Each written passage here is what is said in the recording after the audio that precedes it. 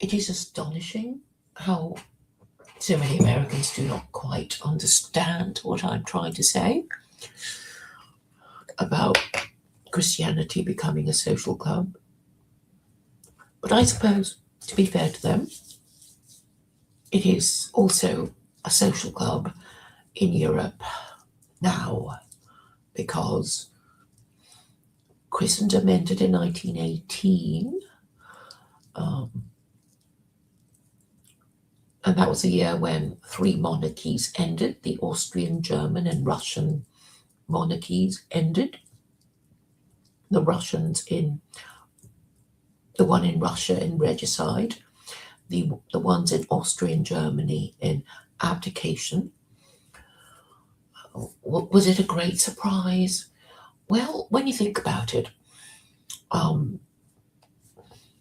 have mentioned this before about Nicholas II, the Tsar of Russia, seeking asylum in Britain when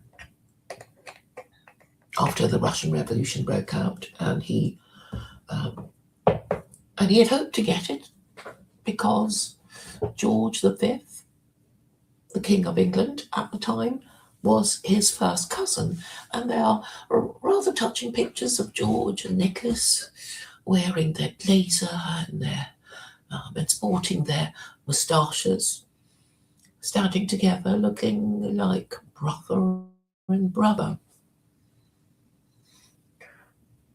But George V, on the advice of his government, refused his first cousin, Nicholas, asylum, and the consequence was that the entire Russian royal family were exterminated. So we can see, even then, that the European royal families were unable to come to each other's assistance. So, well, we may say how treacherous not treacherous, I suppose he couldn't help it, with things the way they are after how badly the war had gone for the participants. He thought that by allowing his cousin Nicholas to come to Britain and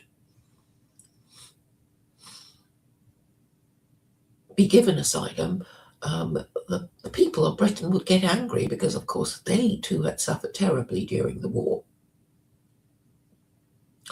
And so it was just a fact that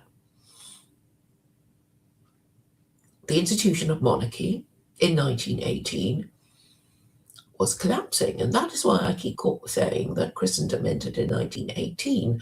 And after that, nobody really thought of themselves as Christian anymore.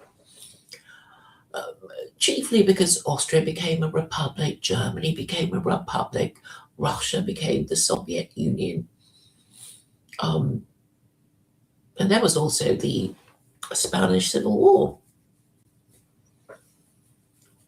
Let me check whether the status of Spain during the Spanish Civil War was... I know Franco, when he retired, handed power back to the Spanish king. Was Spain a republic during the Spanish Civil War?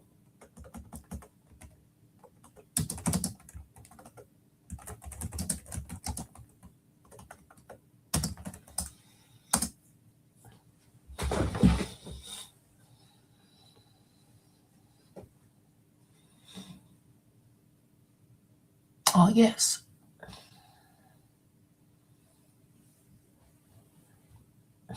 Oh, it's called the Second Spanish Republic. The Second Spanish Republic, established in 1931, was the legitimate government of Spain at the outbreak of the war in 1936.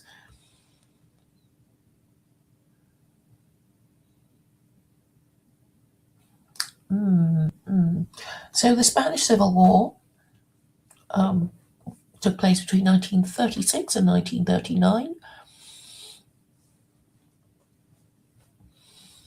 So we now understand that the institution of monarchy was breaking down in Europe, and therefore there was no system to enforce Christianity on ordinary Europeans. And of course, the church had to kind of let people do what they want, really, and be grateful that anybody even went to church at all.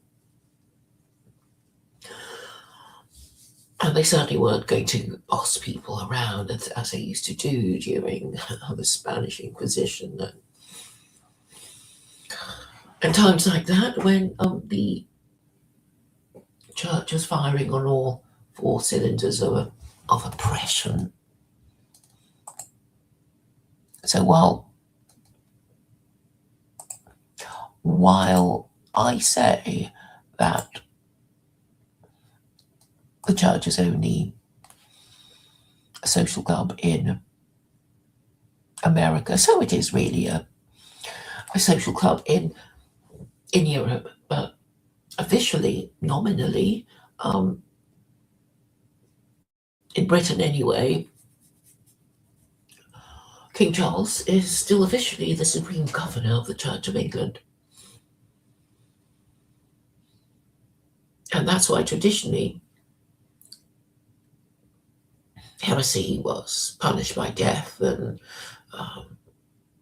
non-conformism punished by social exclusion and that sort of thing. But obviously, European churches had more power because, well, they'd been, properly Christian, with all the instruments of government and oppression all quite well established over the centuries. But this just means that Christianity really had lost its power. And of course, people would come into church because every community would want a community centre. And this is really what is required. Every community wants a community centre where, the respectable people of that community would, come together for collective worship, get to know each other, maybe introduce, allow their children to play with each other, have, some idea of what's going to, of the social lie of the land, and, do deals, deal with problems. And this is basically what people want. So that's why, quite a few churches, are attended, and Americans don't mean that, their particular church is quite well attended, which comes as no surprise at all. But I'm talking about an active belief in their supposed belief system.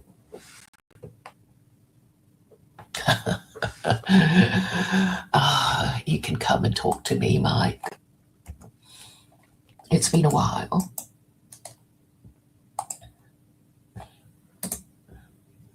Hope you'll join.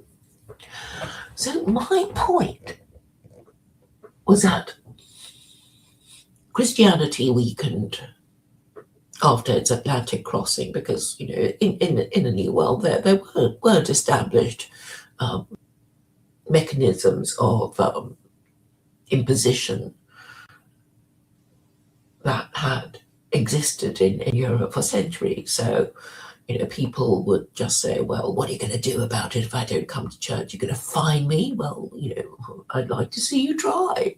You and whose army are going to... So really, standards of adherence would be diluted, as it necessarily had to be, because if you were a social club, you'd be conflicted, because you would see the purpose of your social club, which is to remain in existence and maybe increase in number, and while in America, um, well, that was all he could do in America, really. And here is Mike. It's a bit slow, isn't it? I thought I added Mike. And if I click it again, he would be removed. Why? Oh, yes. Here he is. He seems to be having connection problems. You can see round and round, and we're waiting for the coming of Mike.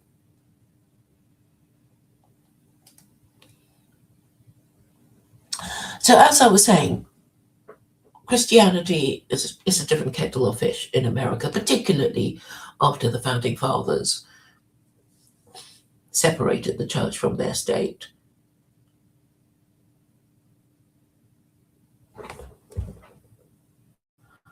Yes, well, Mike says his internet has been spotty today, and that's what I really wanted to say. I'm saying it's not just churches; it's also synagogues, it's also mosques, and what we really need is people who take their religious principles seriously, and since nobody does, it moves to having political principles and taking them seriously. What are political principles? I'm afraid nobody knows, either in Europe or in America. It's all about who they hate, if they blame the Jews, if they hate the immigrants, if they hate Trump. But there never seems to be any particular political principle that's being fought over. Perhaps what can be discerned is the culture war between conservatives and liberals, and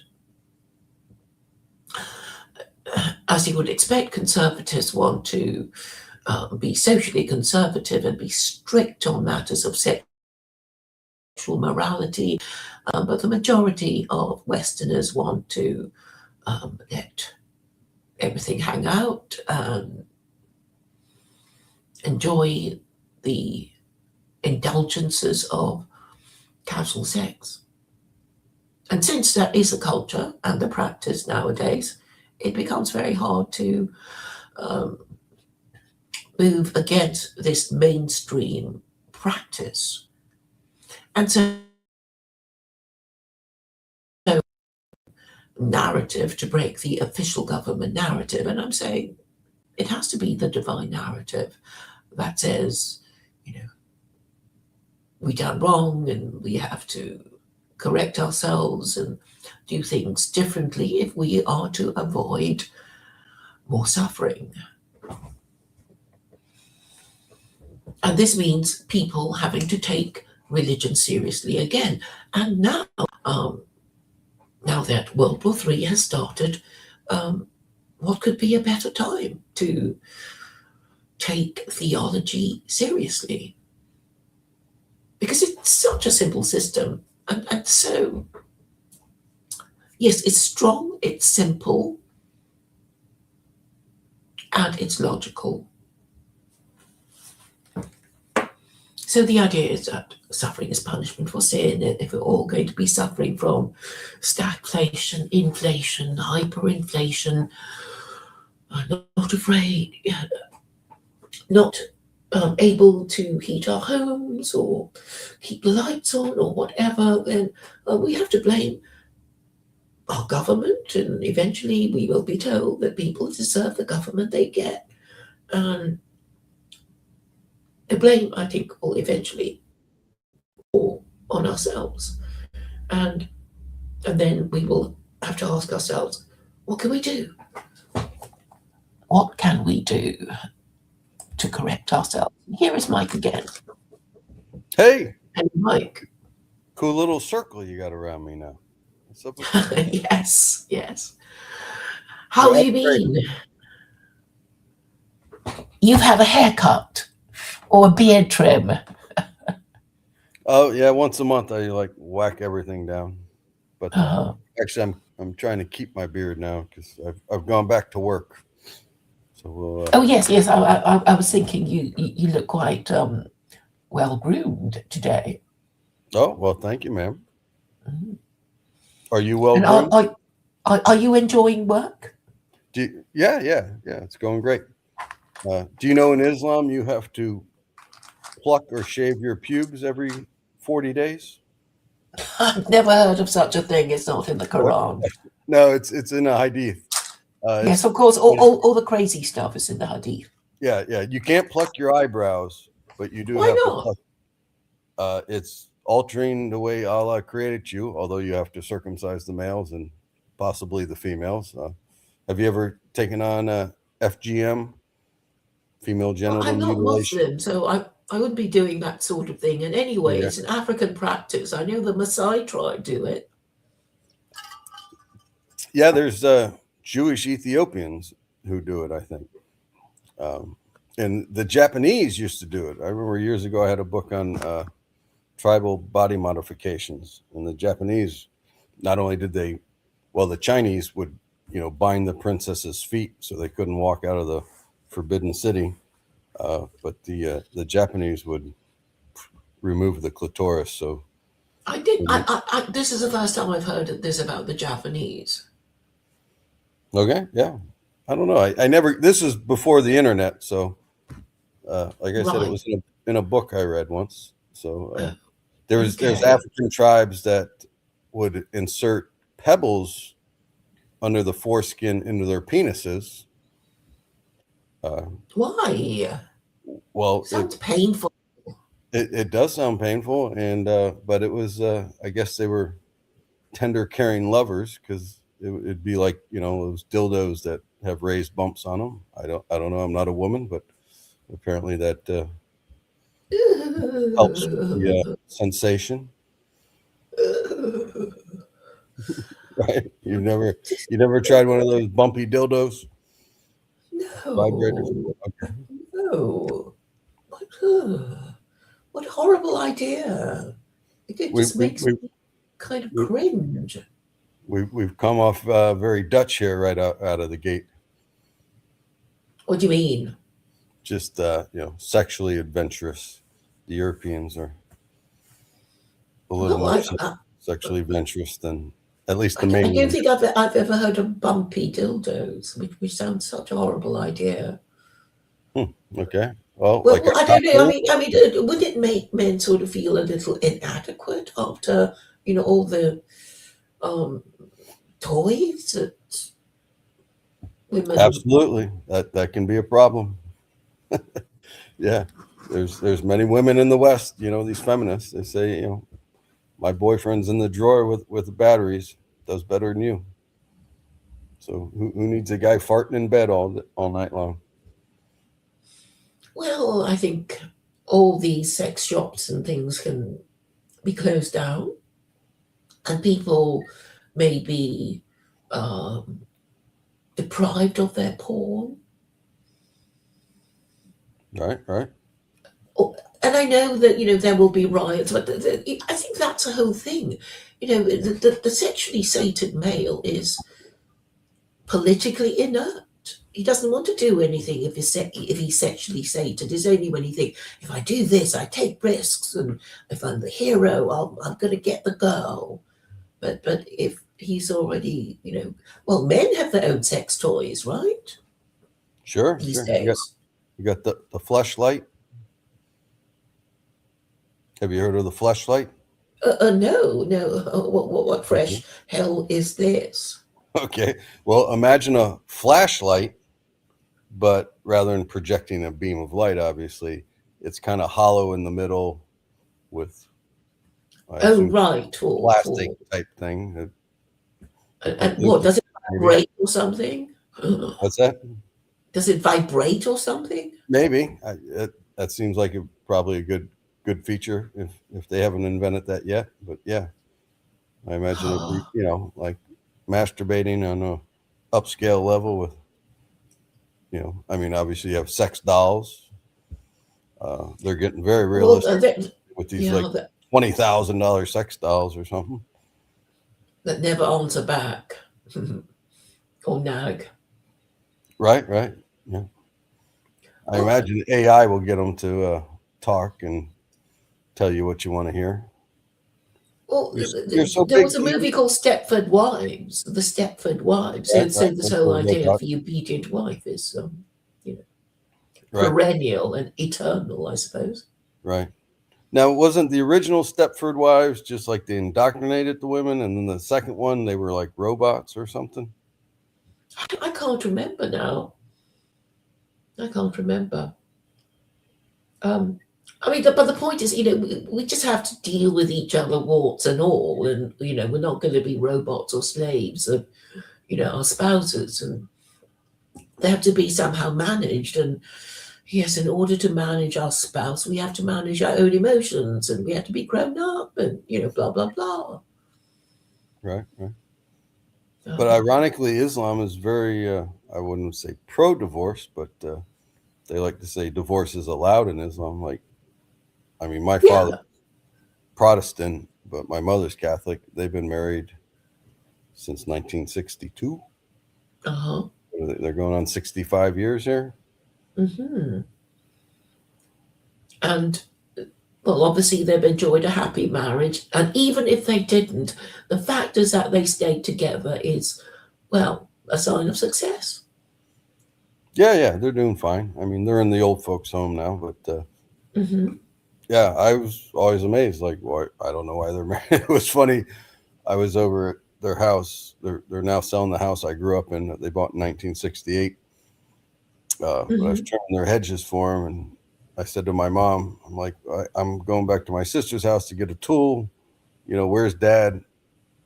I want to tell him I'm leaving." She's like, "Oh, he's upstairs, probably playing, bridge on the computer. He's either doing that or standing there telling me why I'm doing something wrong and why am I doing it this way, blah, blah, blah. It's been 60 years." And I said something to him, and he's like, "Well, I'm just making conversation." She's like, "Well, we've never made conversation before. Why are you starting now?"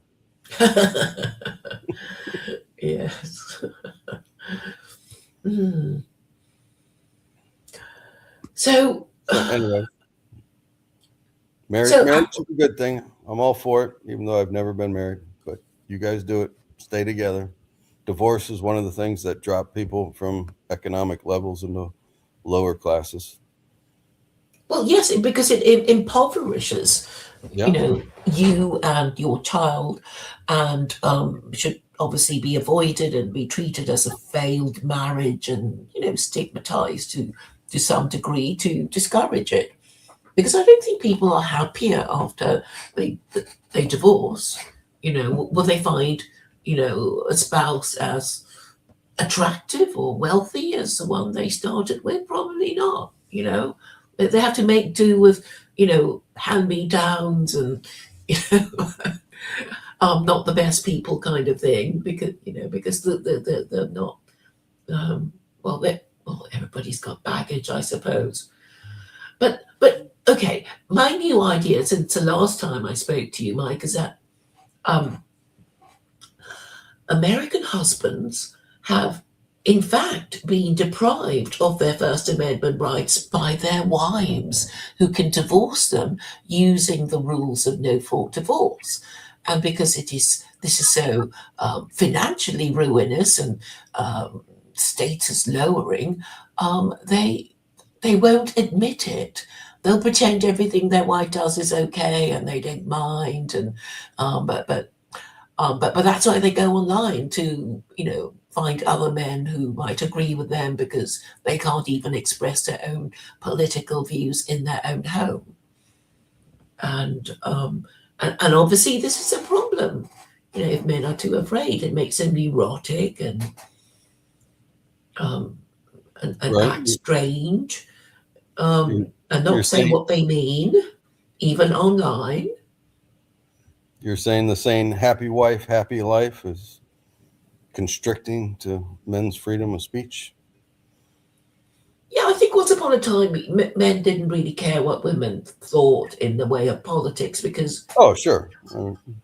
because they didn't have any political power, right? But now they do, and Right, the right, pollsters are always pandering towards a female voter and ignoring the male preference. right. Sure. Do you watch any of the period TV shows like The Gilded Age? Is on that I one? don't think I've heard of that one. What's that about? It's the main character is kind of like Carnegie, like Rockefeller, kind of all rolled together. He's a railroad baron, a steel baron, a coal baron. Um, but anyways, it's set in the Gilded Age, 1880s or whatever. I think they light up the New York Times in one of the episodes. But anyways, or if you watch The Crown, well, I guess maybe The Crown doesn't go back far enough. But these period pieces set in the 1800s where the aristocrats, right after dinner, the women go through, right? They go to another. They withdraw. They withdraw, and the men drink brandy and smoke cigars and talk politics. The women go and complain about their wives and tell off color jokes. Yeah. So right, that was the structure of certainly coming out of like Victorian or Edwardian, whatever, England. Yes. Referred to America. That's because the women went to their one side and the men went to the other. And actually, there's an episode of Maude.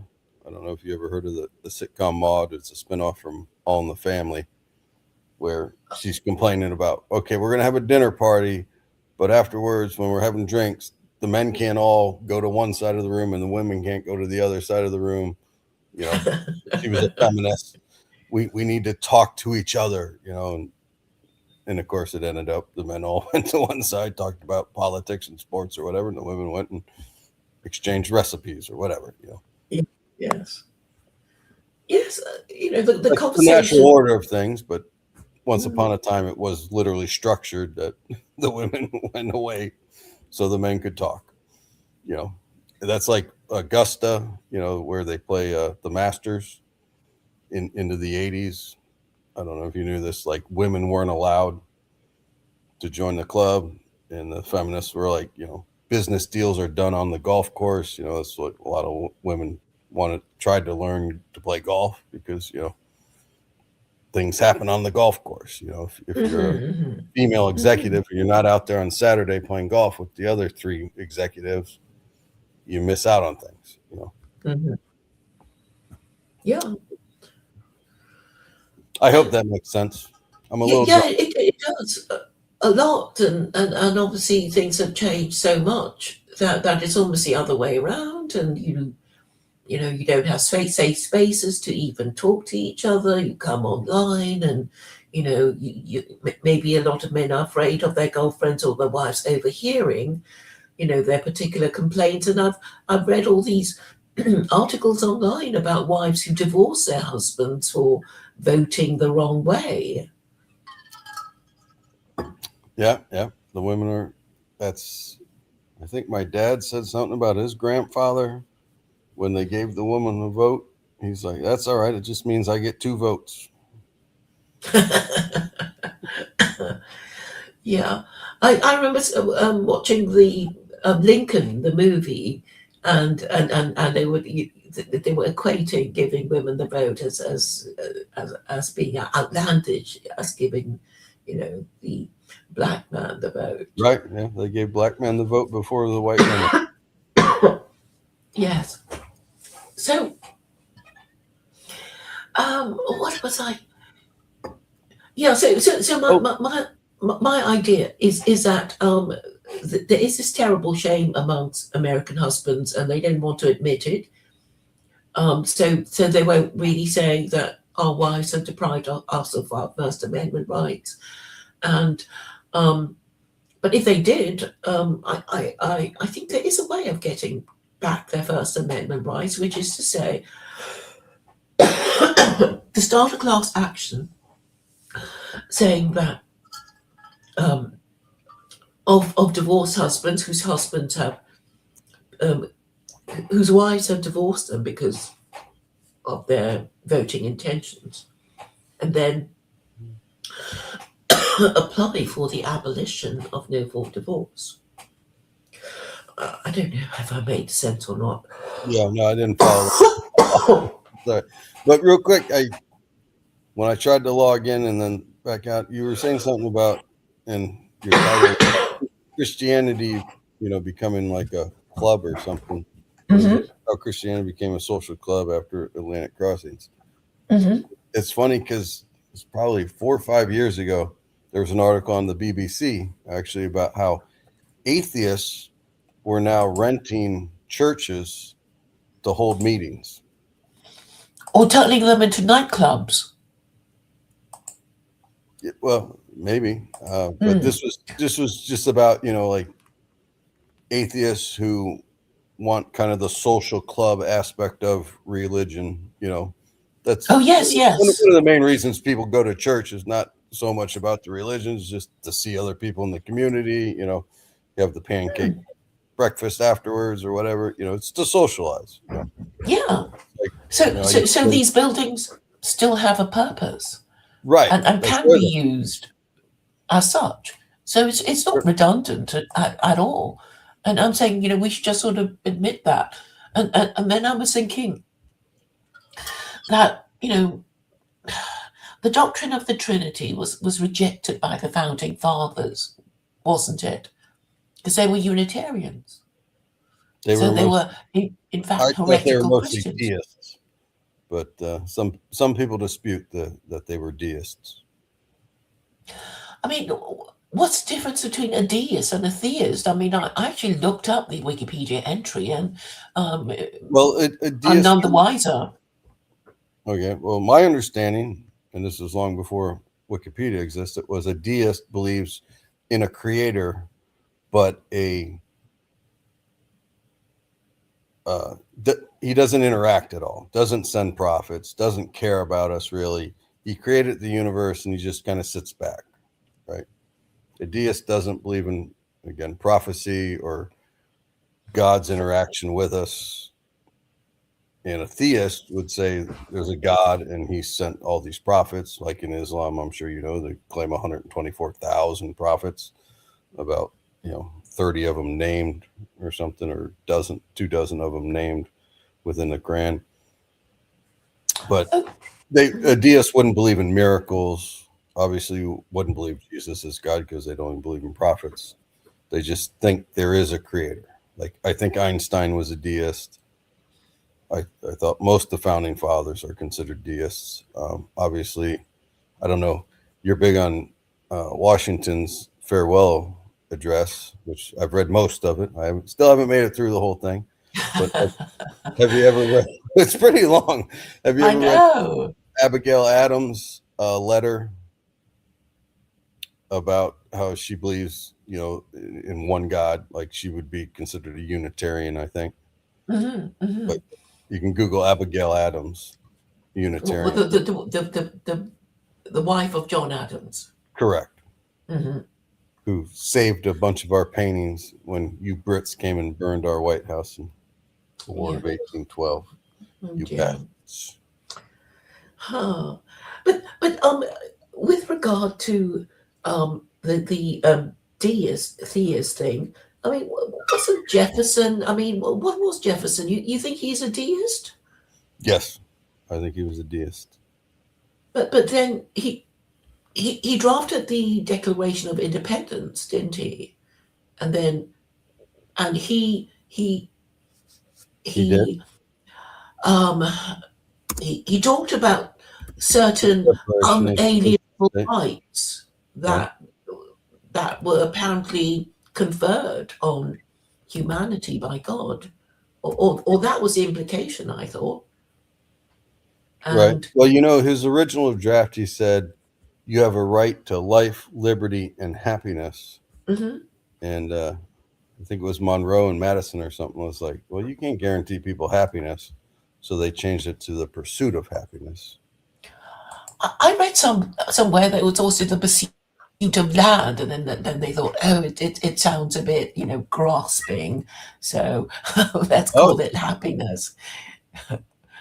I've never heard that. But yeah, Um, he did. I can't find the source that I thought I got it from, so I don't know. But anyway, the term is life, liberty, and the pursuit of happiness. But I was thinking, I long to change it to pursuit of justice, because I think if Americans pursued justice more, they would end up being happier. What do you think?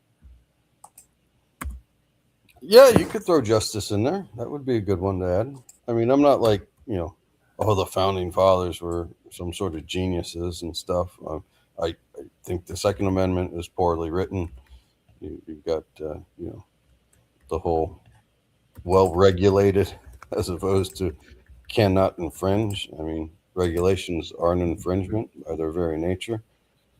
Yeah, I mean, the narrative that I wish to have accepted it is that the founding fathers were proto-Muslim, which is not to say that they were doing their prostrations and avoiding pork and alcohol, but if you still believe in God but you reject the Trinity, you're closer to being Muslim than to being a Christian, because Trinitarians are really mean to Unitarians, right? They call them heretics and things, and said, well, if we were really in charge, we could burn you at the stake for your heresy. And that was what we used to do. Right, right. Well, the Muslims in America like to point out Jefferson had a Quran, and I actually looked it up because I figured he bought it. He bought it in London. I kind of assumed it was after he met with the ambassador from Tripoli, before the Barbary Wars. I don't know if you've ever read where him and John Jay, or I don't know if it was John Jay or John Adams, or they were writing back to John Jay. Anyways, the Muslims were raiding our ships as we're trying to get to Italy. Well, that was afterwards. He ordered the George Sale translation of the Quran in 1765 when he was a law student. Right. So that was a long, before he became a politician. Correct. Mm-hmm. That's what I was getting to. I assumed the opposite, but yes, he bought it before he was Secretary of State or whatever it was, when the Muslims were raiding our ships. And he asked the ambassador, what gives you the right? We've done you no injury. And the ambassador replies, the Quran. We're to make war on the Kufr nations. And then he kind of capitulated to paying them a ransom, paying them a tribute to keep them from raiding our ships, because we didn't have a navy at the time. We were a new nation. We hadn't built a navy yet. And then who was it? The governor of South Carolina, Pinkley, is credited with saying, $1 million for defense, not 1 penny for ransom. Then we built the navy, and then we started the Barbary Wars. Mm-hmm. Mm-hmm. But going back to the Declaration of Independence, I mean, the wording is this: we hold these truths to be self-evident, that all men are created equal, and that they are endowed by their Creator with certain unalienable rights, that among these are life, liberty, and the pursuit of happiness. That to secure these rights, governments are instituted among men, deriving their just powers from the consent of the government. Sorry, the consent of the governed. That whenever any form of government becomes destructive of these ends, it is the right of the people to alter and to abolish it. Yeah. And Jefferson said the tree of liberty should be watered with the blood of patriots every 20 years. They were a bit radical back then. That seems a bit often. It seems a bit often. But every generation, it's scary. We gotta revolt and kill half the people. Yeah. But John Payne was so radical. You don't hear much of him. He was. But I think Americans were killing each other anyway. With the Civil War and maybe there were the Mormon Wars, but 2 weren't there. Sure. So I guess the federal government out west. Yeah. So, with regard to, but we're not as bad as the French. We're not on our 5th republic or whatever. Well, I mean, the French count their republics in a different way, because every time they change a constitution, it becomes, a different republic. But since Americans have what 27 amendments, I guess you're on your 27th republic Okay. if you count Yeah. it in the French way. Right. Okay. Do we get -1 for repealing the alcohol one? Do they wash out, right, when the suffragettes, or not the suffragettes, who are the anti-alcohol people? Well, did they? The temperance Well, movement. So when they outlawed alcohol, and then we turned around and legalized it again. So I think So which amendment? What was it? I think 26 and 28 or something. I mean, 28 might be the last one that re-legalized alcohol. The ERA is still moving through. That might become an amendment here. Which one? The ERA, the Equal Rights Amendment. Yeah. It's been not radicalized. What is it? I forget the term. But anyways, it's been adopted by a bunch of states. You got to get 2/3 of the states for an amendment, I think. Well, yeah. It's been a long time since we've had an amendment. I mean, what is it?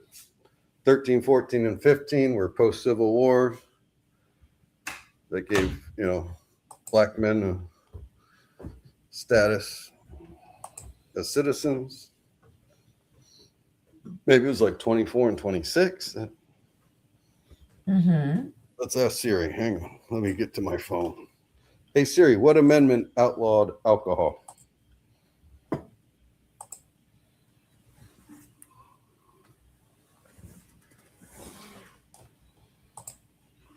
having trouble with connection. Please try again later. Yeah. I don't know what's up with the internet here today. Well, it seems to be quite slow here. Must be the Iranians. So what do you think of this bombing the Iranians? My phone's plugged in. Okay, the 27 amendments. Yeah, it's up in the 20s. And well, I long to reconstitute the Constitution. You crack your So, stuff. Reconstitute the Constitution. Right? reconstitute the Constitution. So the 27th Amendment is congressional compensation. I'm not sure what that means.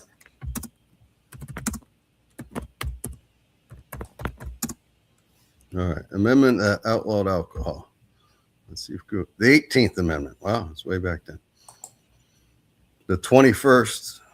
So ratified in 1919 and effective in 1920. Obviously, then you got the Roaring 20s. All the bootleggers came in. It was later repealed in the 21st Amendment in 1933. Yeah, Roosevelt repealed it. Famously had a case of Budweiser delivered to the White House by the Clydesdales. Was it completely prohibited? I mean, did you have, I don't know, licensing hours or something? Because No, it was totally outlawed. The temperance movement managed to get all alcohol sales banned. That's why, like, some of the biggest alcohol companies, even today, are Canadian, Seagram's, and some of these other guys, because the Canadians, could still produce. Took the opportunity to profit from. Yeah. And the bootleggers moved it south, and also, rum became a big drink coming out of the Caribbean. You got rum runners. Rum runners. And it was when cocktails was kind of invented, because people were literally making, alcohol in their bathtubs, bathtub gin or whatever. So it wasn't best quality, wasn't distilled very well, so it tasted like shit. So they started mixing it with stuff. And there was the whiskey rebellion under Washington. So he wanted to tax it because of the war, and they said no. The revolution. And so all the whiskey makers were in Pennsylvania, apparently, at the time. And they revolted, and he sent like 14,000 troops so that we ran to what was the frontier at the time, Kentucky and Tennessee. Hmm. And so that's why all the, Bourbon County and the whiskey and stuff all comes out of Tennessee and Kentucky nowadays. But they were, the Scotch Irish were in Pennsylvania at the time. Hmm. You do know a bit of history, don't you, Claire? I know a little bit. What was your one title? The greatest religious knowledge person in the world, or something? Oh, I think I just said theologian. Theologian, yeah. Did you see my comment? I said, and very humble too. Well, I'm just sort of waiting for somebody to say, no, you're not the greatest theologian in the world. I know somebody more knowledgeable than you. Well, speaking of more knowledgeable than you, I'm pretty sure. Have you heard of Joseph Campbell? It rings a bell. Is he some televangelic? No, I can't even say it now. Televangelist. Televangelist. Yeah, no, he's not like Oral Roberts or who's that guy who goes to Africa. You're healed. No, he was a scholar. He wrote the book The Power of Myth. Mm-hmm. But Oh, he knew, like, tell me more. he knew like every religion in the world, like all the weird ones and stuff. He's one of these guys who would, every 6 months go into the woods and read books for 6 months about religion and stuff. But The Power of Myth is his most famous book. But he lectured and taught classes back in the late 80s. I took a TV course. That was like a new crazy thing on him and religion. He's dead now. But, Are you kind of taking a walk? yeah, I had to go down. I forgot to get my mixer for my vodka here. Oh, right. I was thinking maybe you're kind of doing your exercises. You have to keep Oh, no. going No, round and round your house. And No, I just went Yeah, downstairs to moving. the fridge. okay. I got an elliptical here, but you can see it's just holding closed now. I do need to get back to my exercising. I did lose like 50 pounds over the last couple of years, but now I put 10 back on since the holidays. I used to be much fatter. So, what was I going to say? Yeah. So the social club thing. Right? If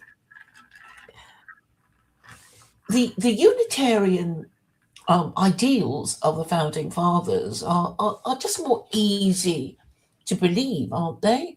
They're just easier to believe. I mean, if there's God, there's only one of him, and he's not divided into, Father, Son, and the Holy Spirit.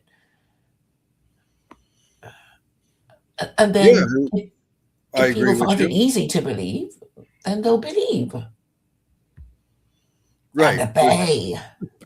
But the problem is you have Trinitarian entrenched in the majority of Christians.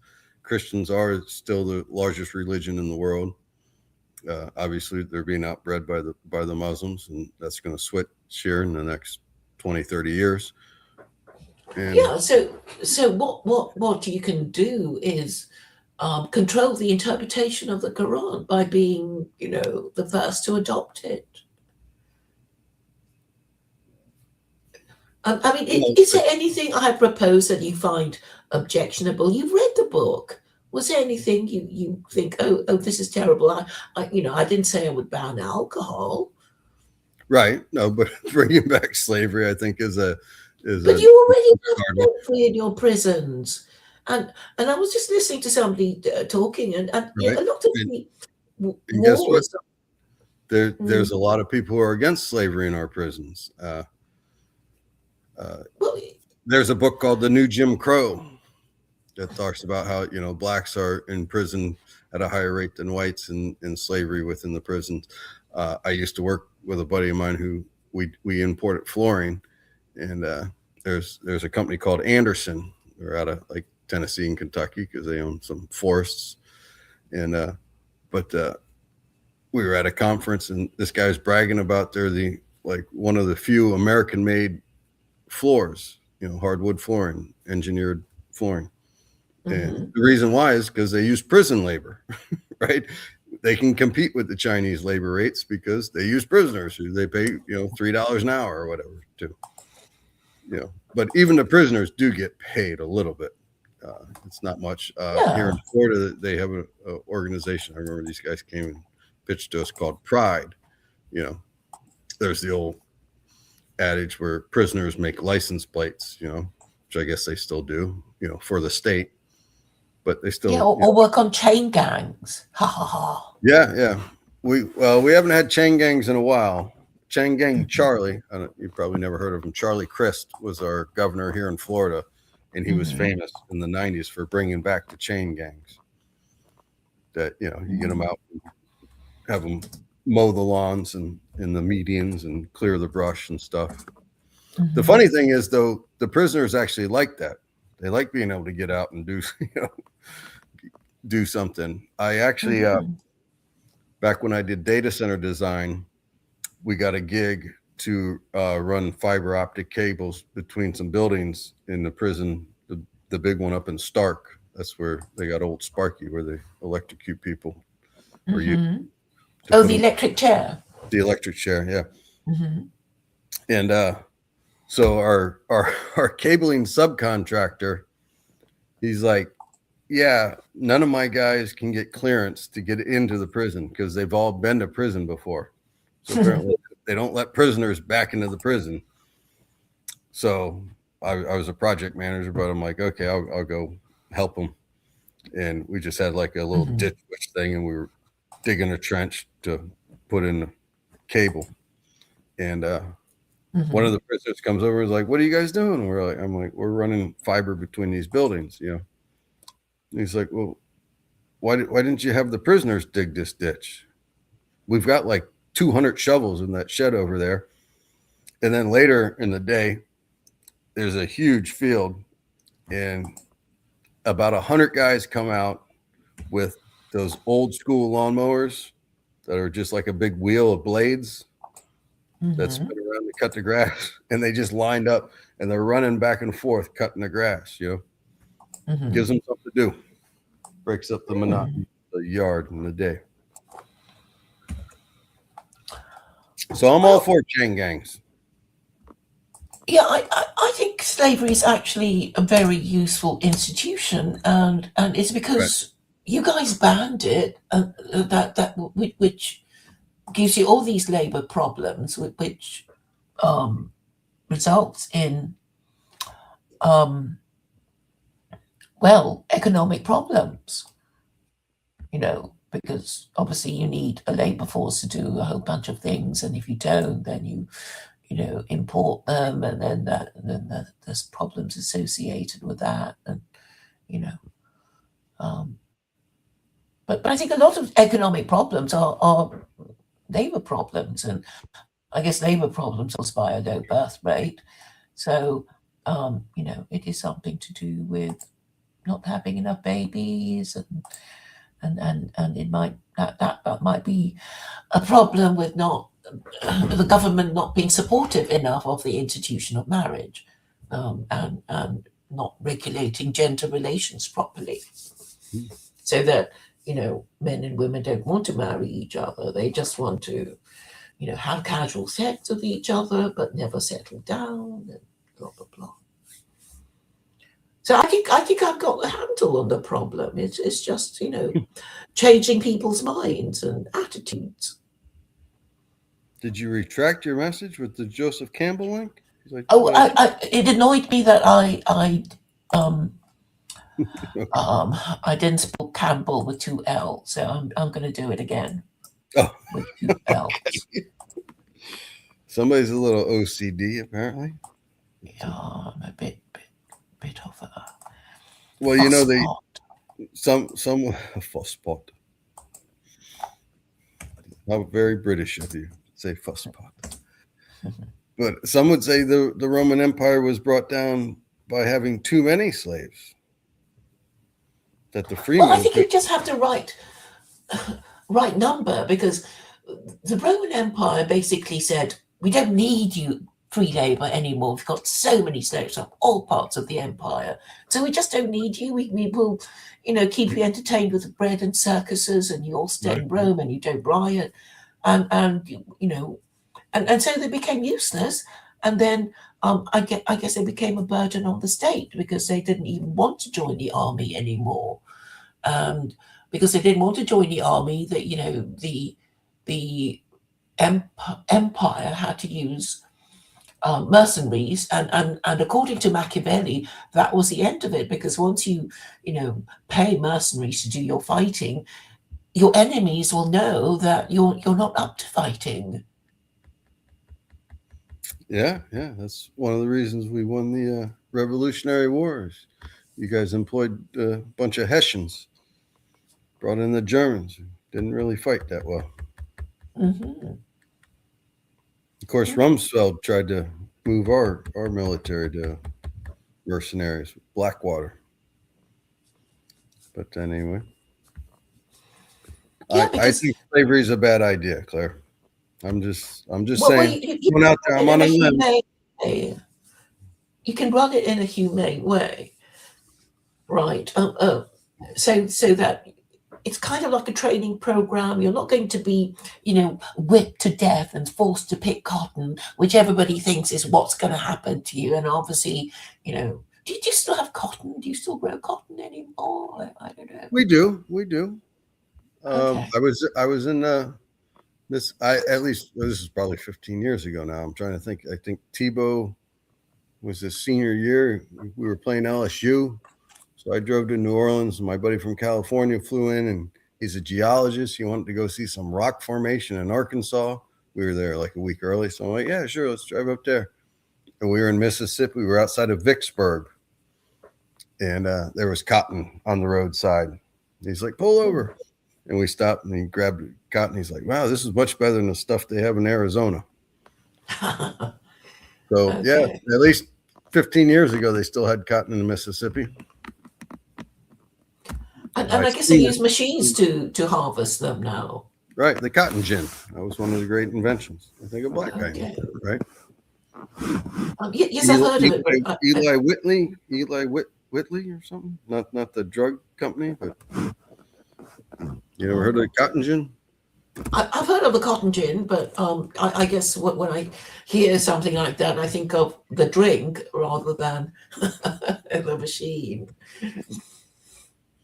Yeah, Eli Whitney, 1793, patented. Wow, All right. I guess it was expensive to build. That's like, have you ever heard the expression "the real McCoy"? Yes. Okay, you know who McCoy was? Nope.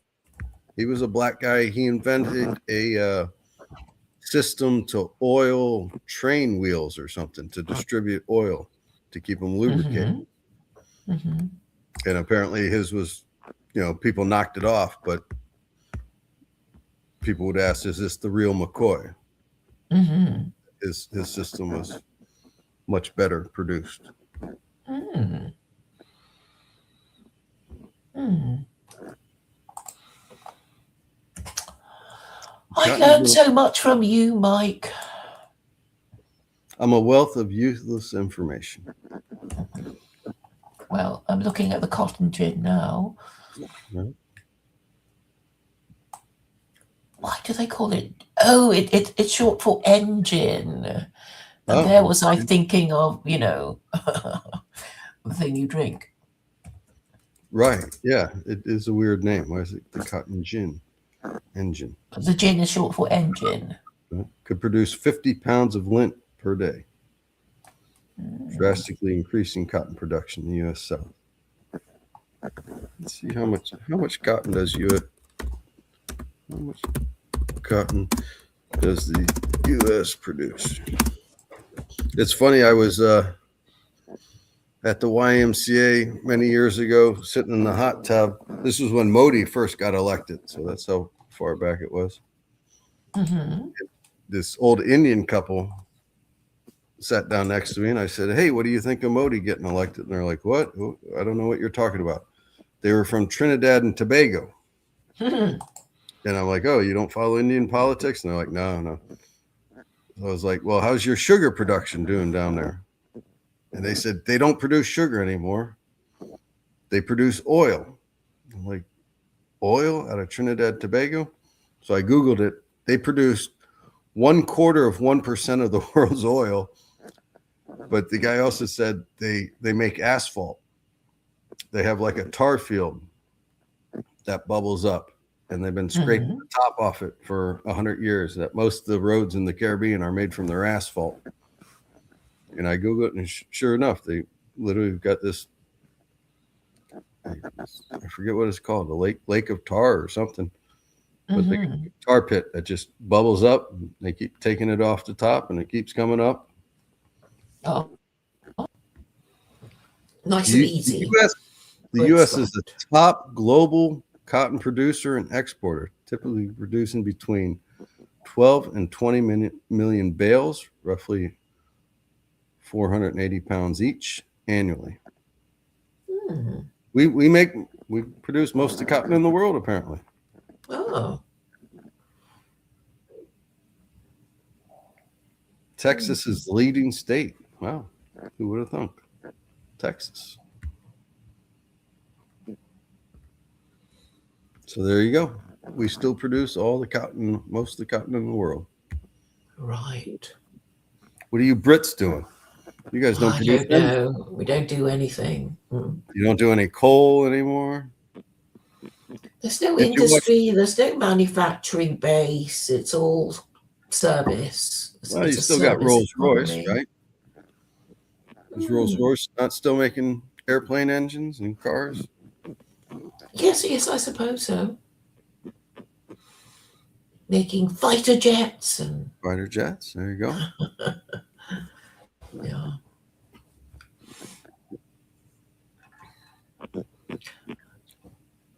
So how do you feel about the current the US-Iran war, Mike? Oh Lord, it's terrible.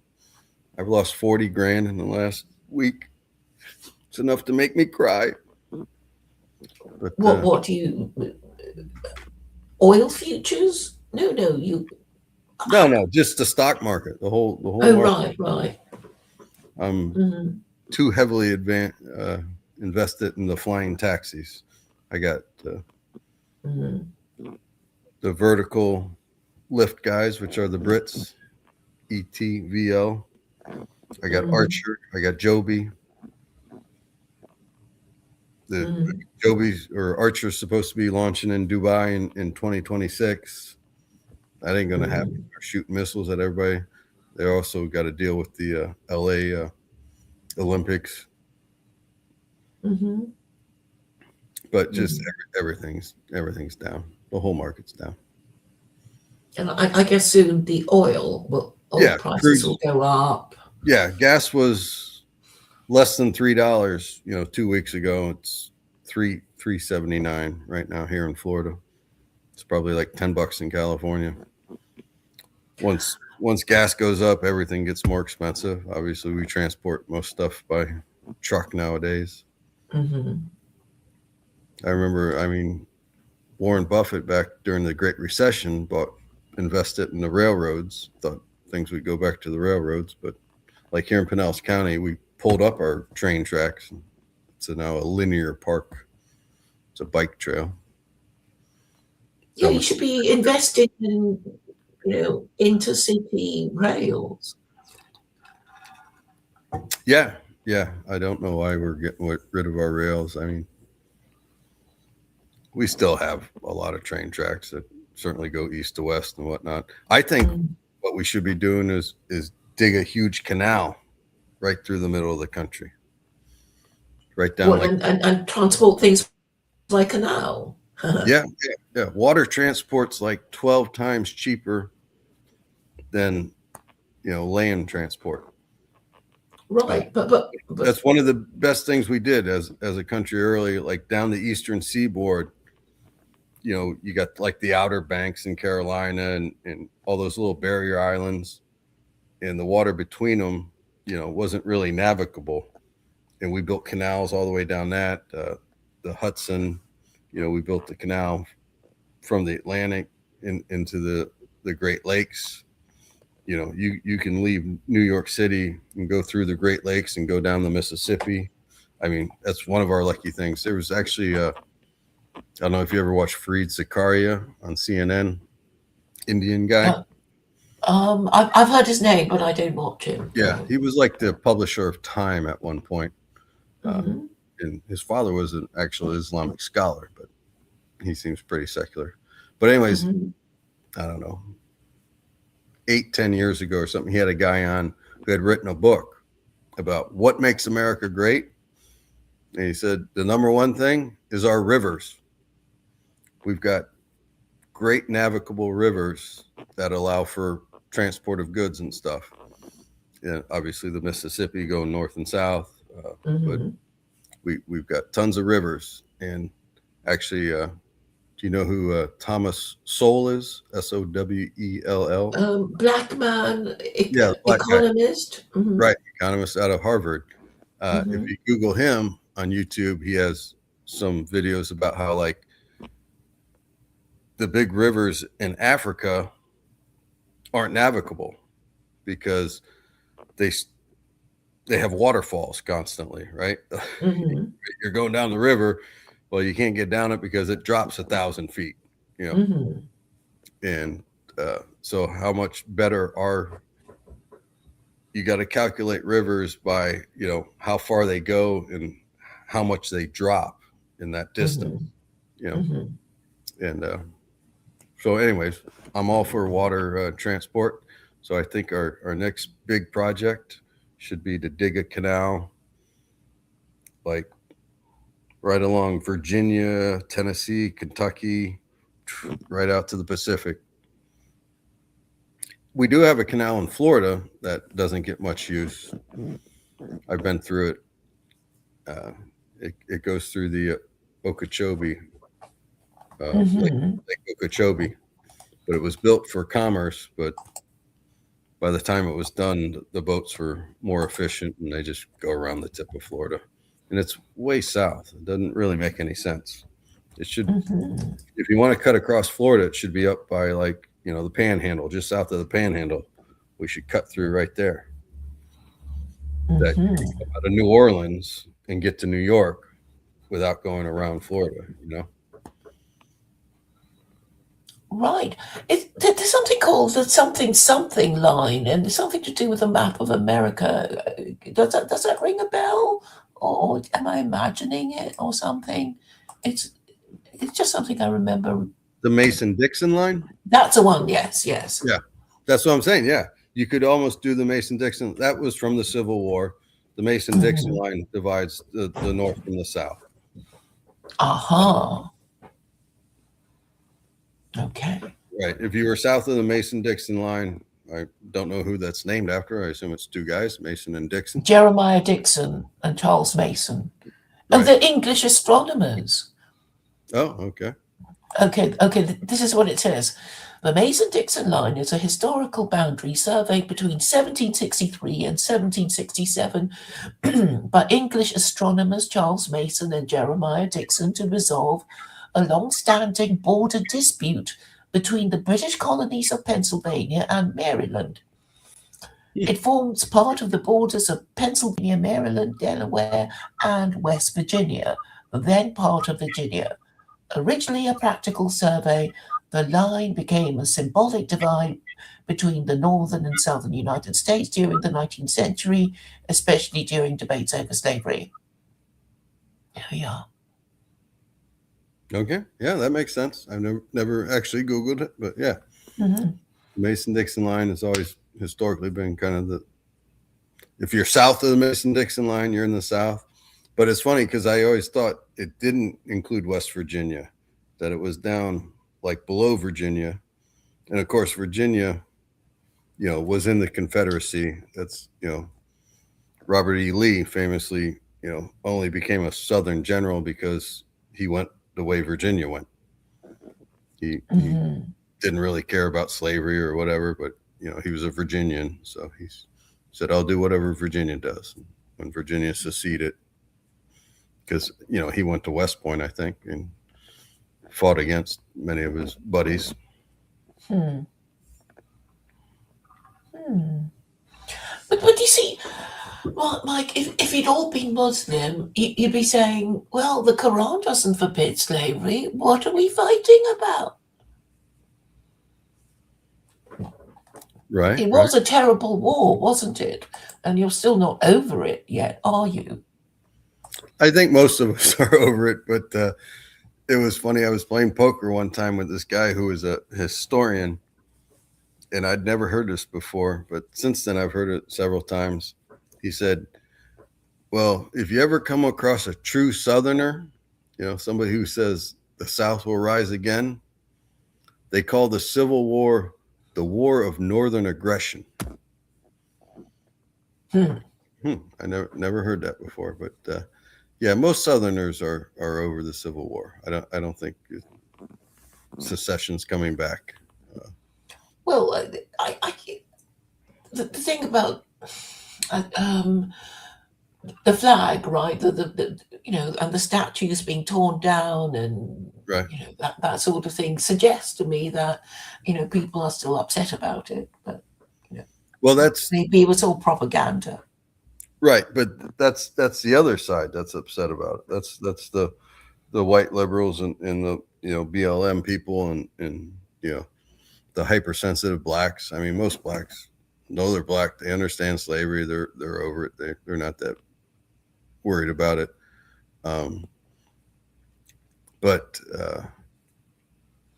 the removal of it's actually not the flag of the Confederacy. It's the battle flag of the Confederacy and the statues of like Robert E. Lee, right? In New Orleans, there was a huge obelisk with him on the top or something in a big roundabout.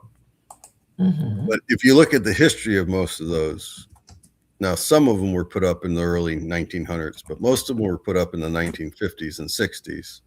And it was a clear, signal. Don't get too uppity, you blacks, during the civil rights movement. We fought a war to keep you enslaved. We might do it again here.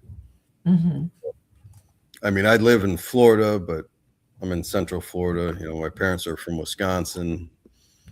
Most of the people here are transplants. It's not really Southern. Like I never ate grits until I was like in my 20s. I went to Cracker Barrel. But what are grits? Grits, they're homily grits. They're kind of like it's a type of porridge. Yeah, it's like a porridge. It's like what's the Italian thing? Polenta. It's kind of like just ground up stuff with water, and you boil it and throw some salt and butter and enough sugar on it. It's palatable. But it's a Southern thing. You never seen the movie My Cousin Vinny?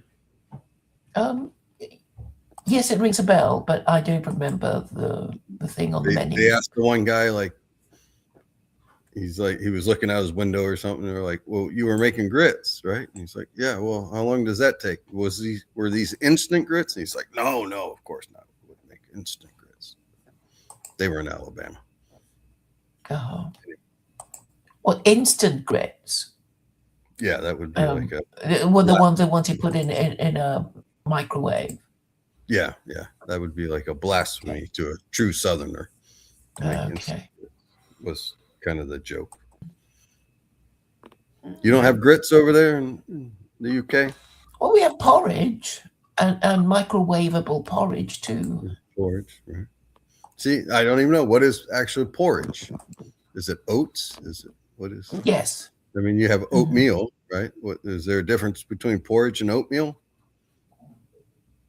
I'm not sure. I'm not sure. but porridge, is sort of, you can see it's the little bits in it, right? Um, okay, I think oatmeal is kind of just a mashed up thing. Well, porridge is sort of, yeah, they come in little, I mean, you can see the little bits, in them, I think. Hmm. Someone says talk about pork rinds. Oh yeah, you would eliminate pork rinds, wouldn't you, Claire? If you're No, a- no, I actually like pork scratchings. I guess that's what you guys call pork scratchings. Is that right? pork rinds. It's like it's the skin, like deep fried. Yeah, yeah. They call it pork scratchings here. Oh, okay. They could be sometimes. You guys don't have chitlins over there, do you? How do you spell it? Chitlins? I don't know. CHITLANDS. Yeah, yeah. Do you know what Okay, I've chitlins never are? heard of it. Yeah, it's pork intestines. So Oh, you got to right. make sure you wash them real well. Uh-huh. Yes, it's That's called. a very southern thing. Yes, I'm trying to remember the English name for it. Um, hmm, tripe. It's called tripe Well, in tripe England. is cow's stomach, Hmm. right? Or the Yes, yes. kind of meshy lining of the stomach. Tripe, yeah. Hmm.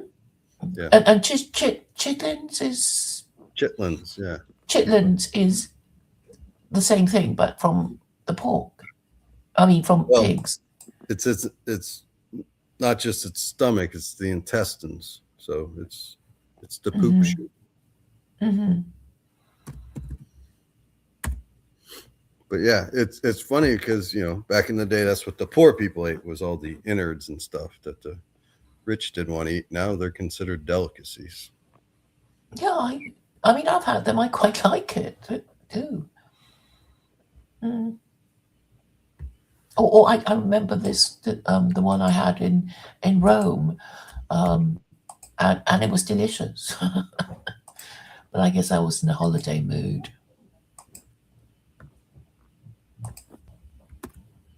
Well, that's the thing, like liver and stomach and stuff like that. There's only one on every animal, right? Whereas the beef, Hmm.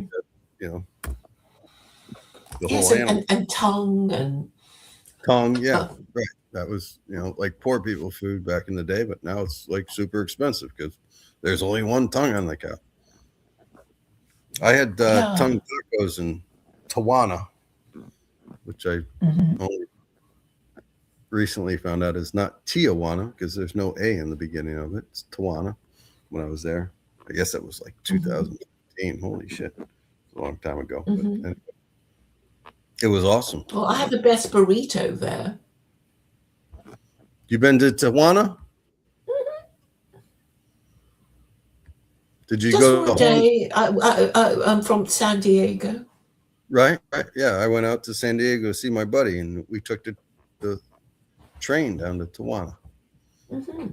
Oh, yes, it's a commuter train, isn't it? Yeah, commuter Yeah. train. It's like right there. Boom, you hop in. It was Yes. awesome. Yes. Who do you know in San Diego? Um, I had some relations that I was staying with, but they've moved. Okay. Hmm. Well, if you want to go back, I know a buddy, James R. Peeler. He's a geologist. He's the guy we went to Mississippi with, who wanted to pick the cotton. So let me know. Yes, yes.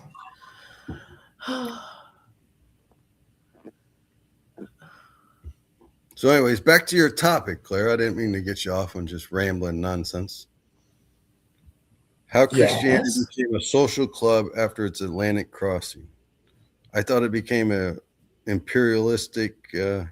What was the movie? The Mission with Robert De Niro, where he went to Latin America. But that was sort of Catholic, wasn't it? And it um, was it in Peru or somewhere like that? Something like that. Yeah. Hmm. I mean, that's where the term missionary comes from, right? Hmm. But Raping all the there were, women. carry on. I was just saying that, that the Catholics like to rape the women. Well, I think men just do that, if they have, well, if they're soldiers, I suppose, because they have the weaponry, and it's, I guess it's not unknown. But what I meant about the difference is that, in Europe, the mechanisms for controlling the behavior of the European subjects of Christian monarchs was well established. And talking to E. Michael Jones about American Christianity, he's always saying, Catholics knew exactly what to do with those Jews until the Protestants came along and started being nice to them, and look at the West now, it's all their fault, kind of thing. You may know he was also professor of American literature and history, and so he was talking about the Great Awakening, and he was also talking about the Halfway Covenant in 1662. Have you heard of it? No. So it was basically, even then in 1662, that there were these Puritans who'd come to America, and they were already saying, well, I don't agree with this fire and brimstone, preaching. I'm not going to be that strict, and so they weren't quite so strict, and then the Congregationists, as I guess they were called, were faced with the option of, either you say nobody's good enough to come to our church, or you have to lower the standards and call it the Halfway Covenant, and make it lower the standards of observance and whatnot, in order to keep the church going, or else it just wouldn't exist anymore, because people would say, I'm not going to come to your church and be told I'm going to hell every Sunday, so I'm not coming, and you won't have a church anymore. Yeah, it's always a fine line between driving your audience away and manipulating them into doing as you want. Yeah, so he was making the comparison between, so he was saying, the Great Awakening, these Protestants, every now and then, they just broke out because, they didn't go to confession, and there was all that sin, exploding in their minds, and they just had to break out. And I said, what about Catholics? And he was saying, well, the Catholics had, their established, rituals and processions and the things that they would do, so they didn't need to, go for all the crazy, going into the country and, having their Great Awakenings kind of thing. Right. So, Well, it was Protestants, I think, like during the plague, who would, flatulate themselves and walk through the countryside saying, this is God's horror or whatever, because of our sin. The Calvinists, I was surprised. I didn't know Calvinists even still existed, but there's a guy on YouTube, Anthony Rogers, who's a Calvinist. Don't they believe in like predestination pretty much? So. Yeah, I always thought that, that was a bit weird, because the whole point of Christianity is that, you have to do good works, and then if you do good works, you get to heaven, Right. If you're a Christian, and then but I think it's to do with absolution, because under Catholicism, your priest can give you absolution, that he can forgive you on behalf of the person you wronged. Yeah, that's true. Is it during Easter or something? There's sometimes in Mass they'll give a Mass absolution, where if you're just there, you don't even have to say you're sorry or anything, or confession, you're supposed to kind of repent, and I think same with the Jews, right? What are the high holy days where they make amends? It's almost like the 12. Oh yes, Yom Kippur. Yeah, on Yom Kippur, there's something called, I can't remember what it's called, but the next day they go and they have all their promises to God kind of wiped out. Yeah, they make atonement, and then everything's good. But then Yeah, but again, the thing is, they have to renew them, right? I suppose the idea is, well, I think for every year, you're supposed to come every year, and you know. But again, you know, when I was in Catholic school, we went to confession every week. You know, mhm. and in fact, Catholic doctrine, you're not supposed to take communion unless you've actually had your sins annulled by going to confession. I don't Oh think yes, because you'd be in a state of sin and you wouldn't be allowed to. Yeah. What received is that? Yeah, I'm trying to remember the thing, the prayer that they have. These Jews have the next day when their promises to God are basically cancelled. So they have to renew their promises to God. And I Oh, suppose so that makes sense. you're saying they make a promise to God and then they say a prayer to negate the promise so they can do whatever they want? Kol Nidre. Kol Nidre Okay. is so what does it say? It says, before sunset on Yom Kippur Eve, worshippers gather in the synagogue. The cantor stands with two community members at his sides and chants the Kol Nidre prayer in Aramaic. And it says, okay, it is recited in a dramatic manner before the open ark with an Ashkenazic melody that dates back to the 16th century. Kol Nidre is recited in Aramaic, except in the Italian and Rome. Okay, and then it says all personal vows we are likely to make, all personal oaths and pledges we are likely to take between Yom Kippur, this Yom Kippur and the next Yom Kippur we publicly renounce. Let them all be relinquished and abandoned, null and void, neither firm nor established. Let our personal vows, pledges and oaths be considered neither vows nor pledges nor oaths. So I guess they cancel it, but then they have to renew it. But I think that's quite therapeutic, because then you think, well, which ones do I want to renew and which ones do I just want to cancel and not renew? You know, and it kind of gives you the opportunity to, you know, go through your decisions one by one. That's interesting, because I've always said I think marriage vows should be for like 5 years, and then you should renew them like every 5 years. No, they're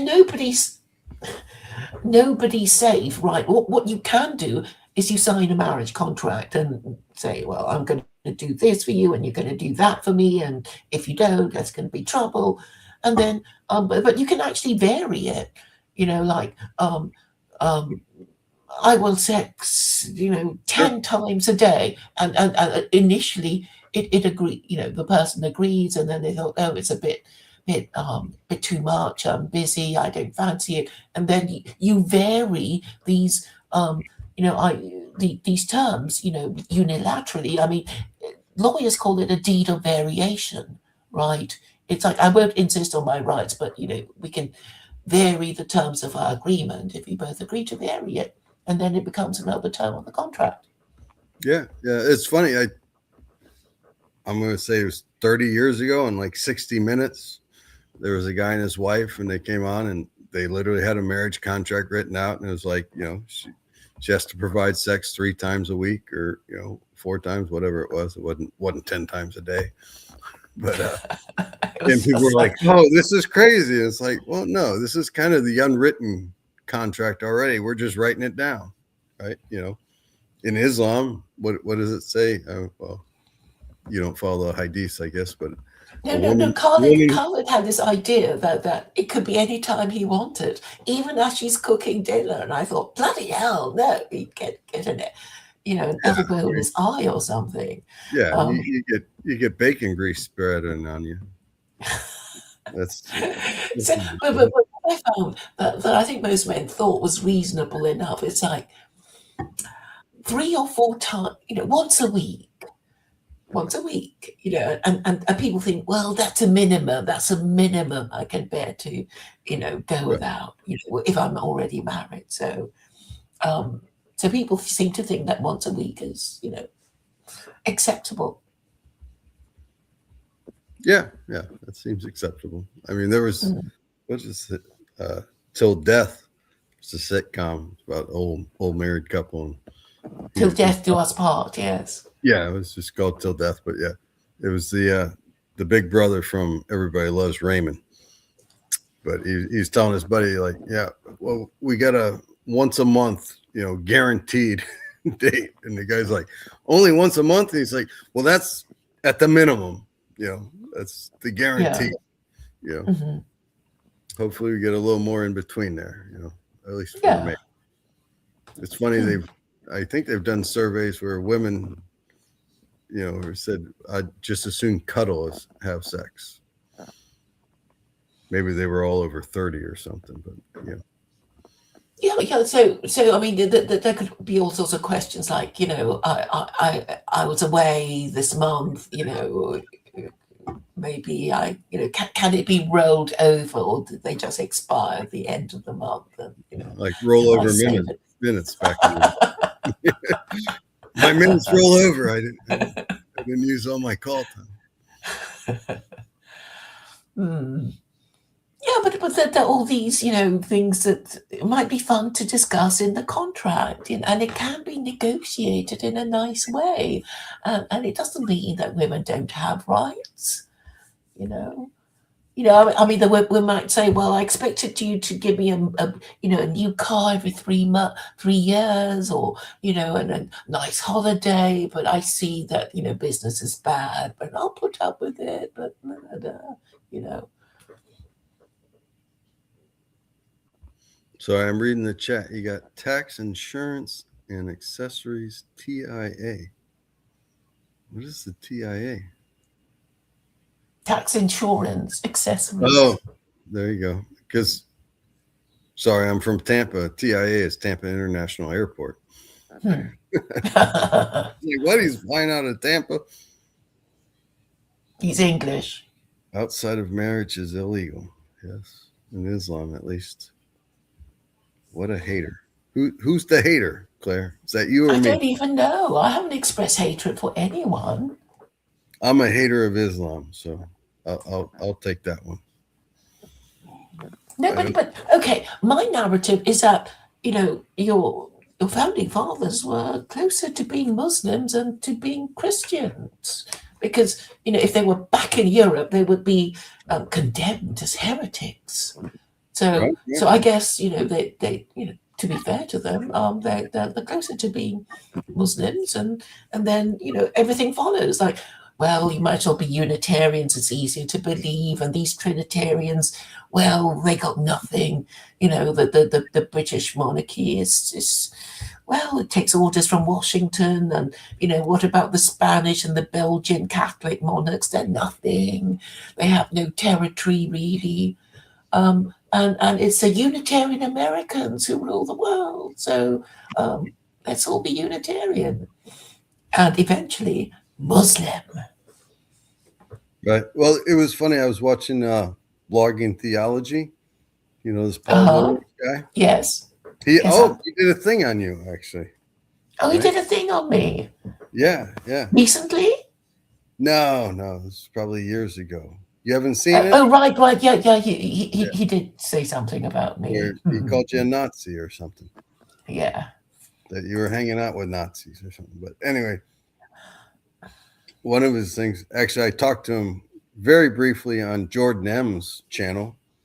Oh, yes. Have you ever They seen go to Jordan? Speaker's Corner a lot. Yeah.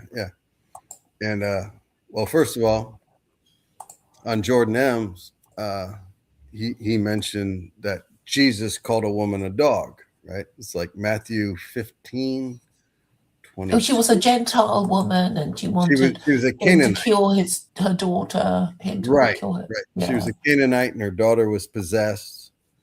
And the apostles were like, trying to send her away. She's screaming or something, and Jesus said, do you feed the scraps of the master to the dog from the table or something? And the woman said yes. And then Jesus did cure the daughter or something.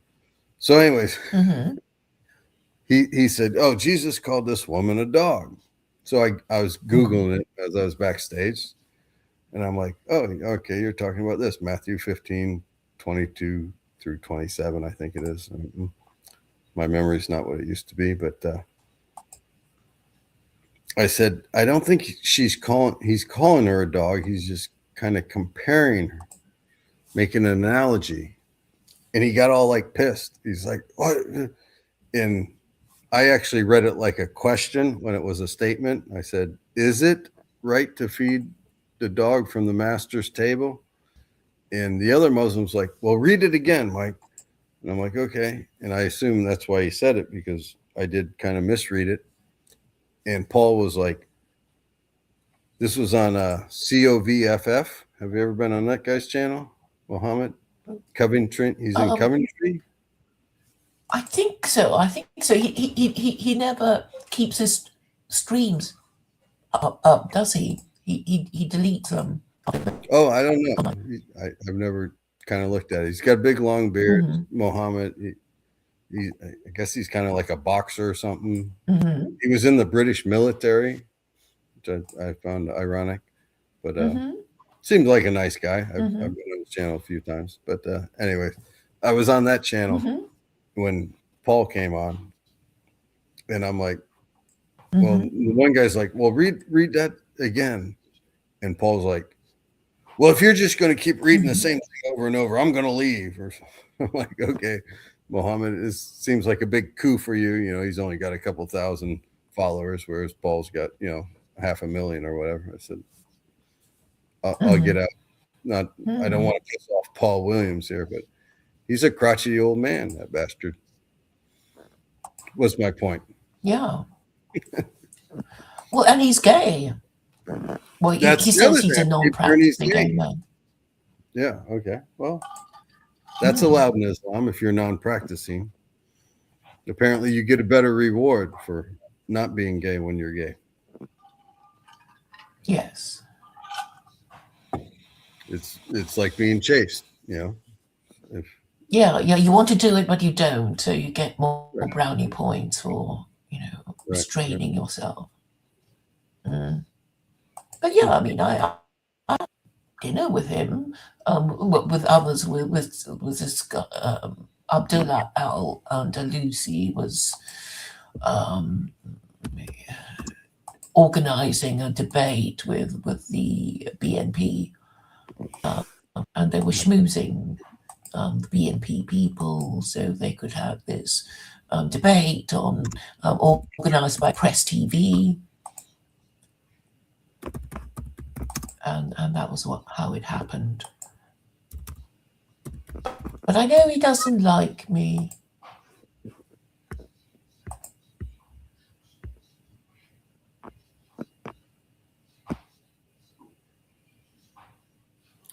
I'm trying to find the thing here. Some sort of Paul Williams. This lady, Claire Call, came to London Central Mosque today inquiring into Islam. There are some interesting pictures. Oh, yes, that was Regent's Park Mosque. Her Nazi activities on Google. So there's a picture of you holding a gun in your right hand with a green flag behind you. Yes. With a swastika around, looks like a Baratheon. Well, the white nationalists like it. It was my way of saying hi to them. You got Hitler to the right, and then some sort of frozen landscape with an eagle flying and I don't know, big rock. Well, it's not my, it's not my place. That's in Yorkshire. No, Lancashire, I think. Or a place called Todmorden. In the not the Chilterns, the Pennines.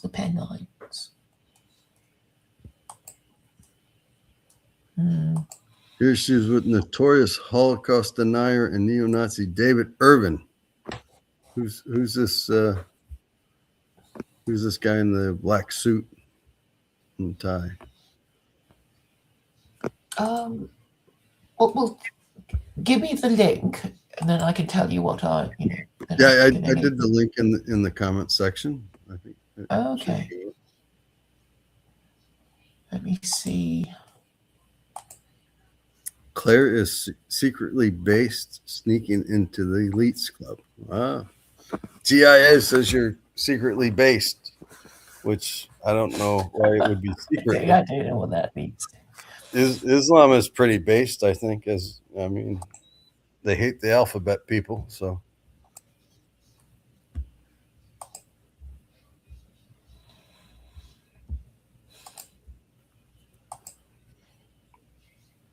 TIA, what does based actually mean?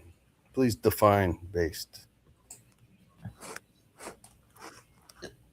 Well, it's a word that white nationalists use when they agree with you. Ha ha ha.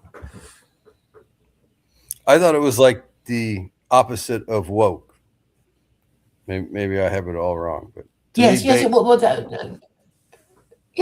would be correct. I'm not going to argue about that. right. So yeah, no one would accuse anybody promoting Sharia as being woke, right? So yeah, you would be based, but if those are your two options. Based is over. Yeah, it's, based in truth and logic, and not on lies and nonsense. Lucid is in, based is out, says TIA. Well, Yeah, I'm I glad see it. they're using a grown-up word. Lucid. Yeah. One would hope we're all lucid. Well, people do talk a lot of nonsense. I mean, do you find people talking a lot of nonsense? I guess it's the circles I mix in. Absolutely. You're probably in the circles of word salad people. Yeah, but it's so. Say yes or no. The silence of lucidity. Little Queen's right for you, TIA. Let's Google silence of lucidity. But I find that it's Christians who serve up the biggest bowls of word salad. So that I think there's something. That's not what I've found in my life. I mean, All right. Well, it depends on who they I mean, are. if they're politicians or lawyers, those are the word salad people all the time, obviously. But like, I was literally just watching a video of Omar Suleiman. I don't know if you know who he is. He's an American Islamic scholar. Mm-hmm. I guess he's from Louisiana, but he's based out in San Francisco, the Yakin Institute or something. Oh, yes. And he was going on about slavery, right? And concubinage and why, it's so great in Islam and blah, blah, blah. And you could just see the way he parsed his words, like, well, this was never encouraged. This was never this, it was like, man, you should be a politician. To me, if God is this great, benevolent creature, entity who cares about all people, he would have been able to eliminate all these evils in the world. So, I mean, that's the dichotomy of, and that's what religion does, right? They're like, oh, well, it's a test, right? So why did Allah release Iblis unto the world when he cast him into hell? And then he gave him respite in the 38th surah or whatever. Why did God and Christianity allow Lucifer to run rampant on the world? I don't know. Have you ever seen the movie Constantine? No. It's Keanu Reeves. One of his better performances, but it's pretty funny. It's like So he could see demons and stuff, right? So as a, he's telling people I can see demons, and of course they're like, you're crazy. So they put him on beds, and so he ends up killing himself. But so he goes to hell because he's committed suicide under Catholic doctrine, but the doctors revive him. So now his goal is to cast so many demons into hell that God will let him go to heaven, because he's actually seen hell. He knows it's true.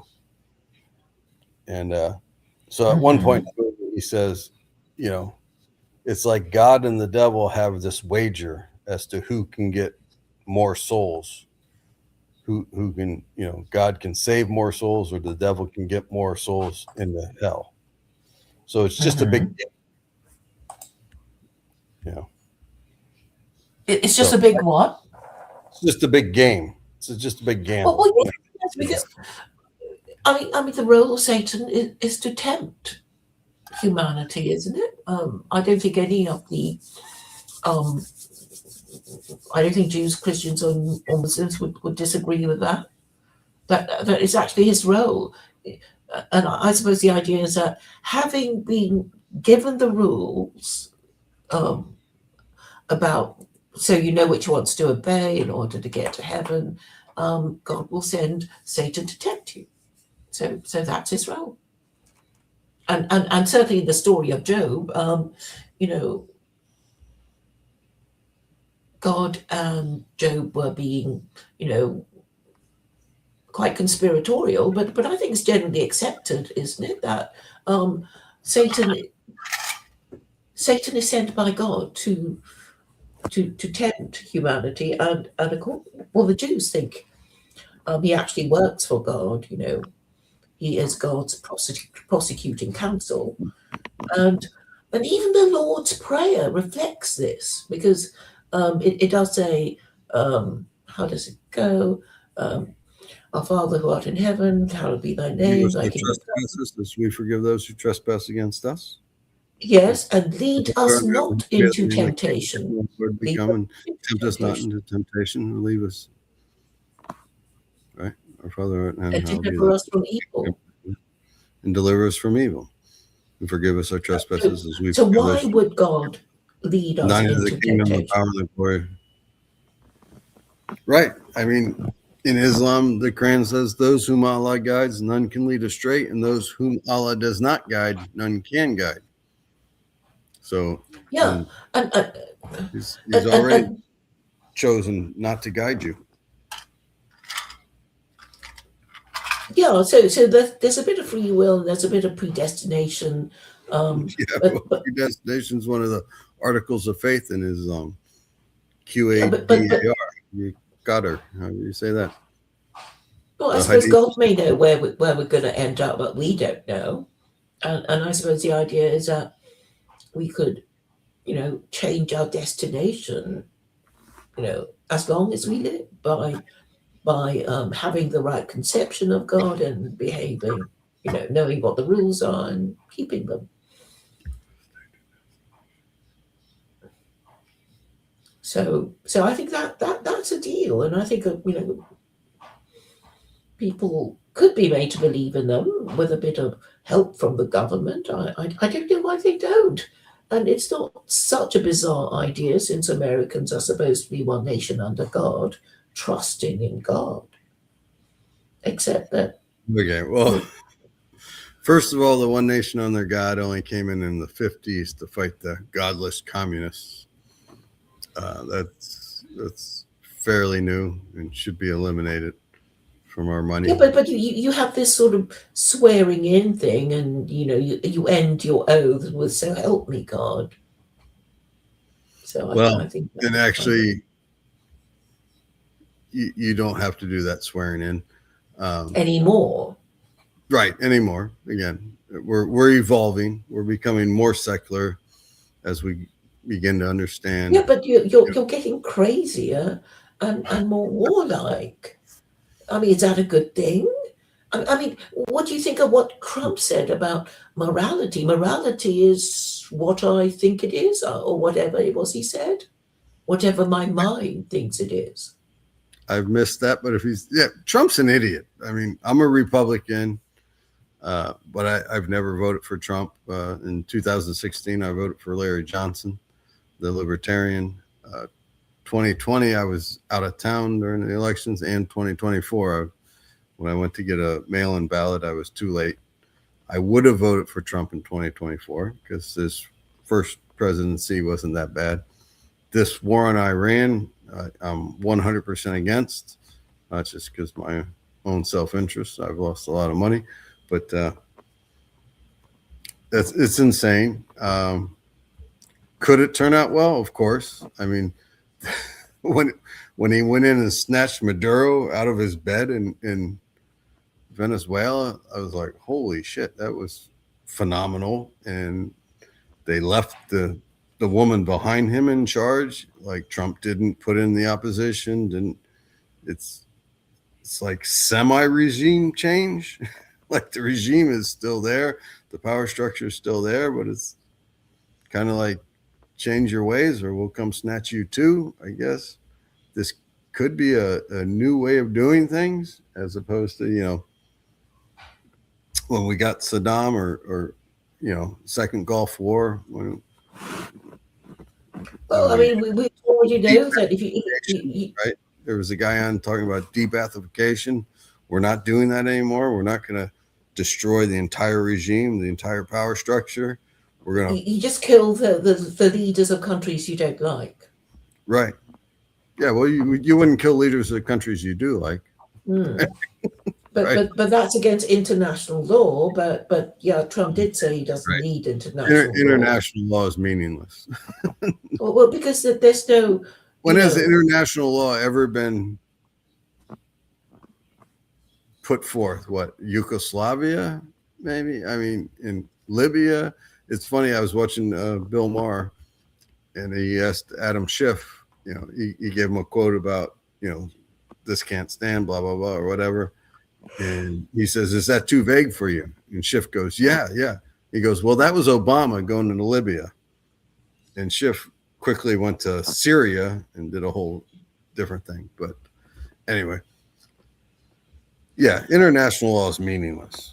I mean, who enforces international law? Country can ignore it all.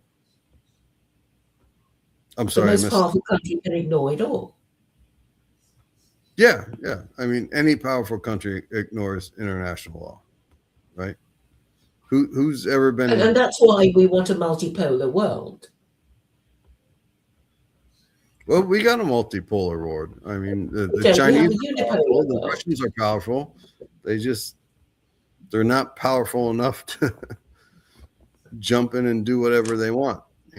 I mean, look, there was a guy on Fox today I was watching, and he said, look, we went into Iran, right? Who are Iran's allies? Russia, China. What have they done? Nothing. The Russians are maybe telling them where our ships are.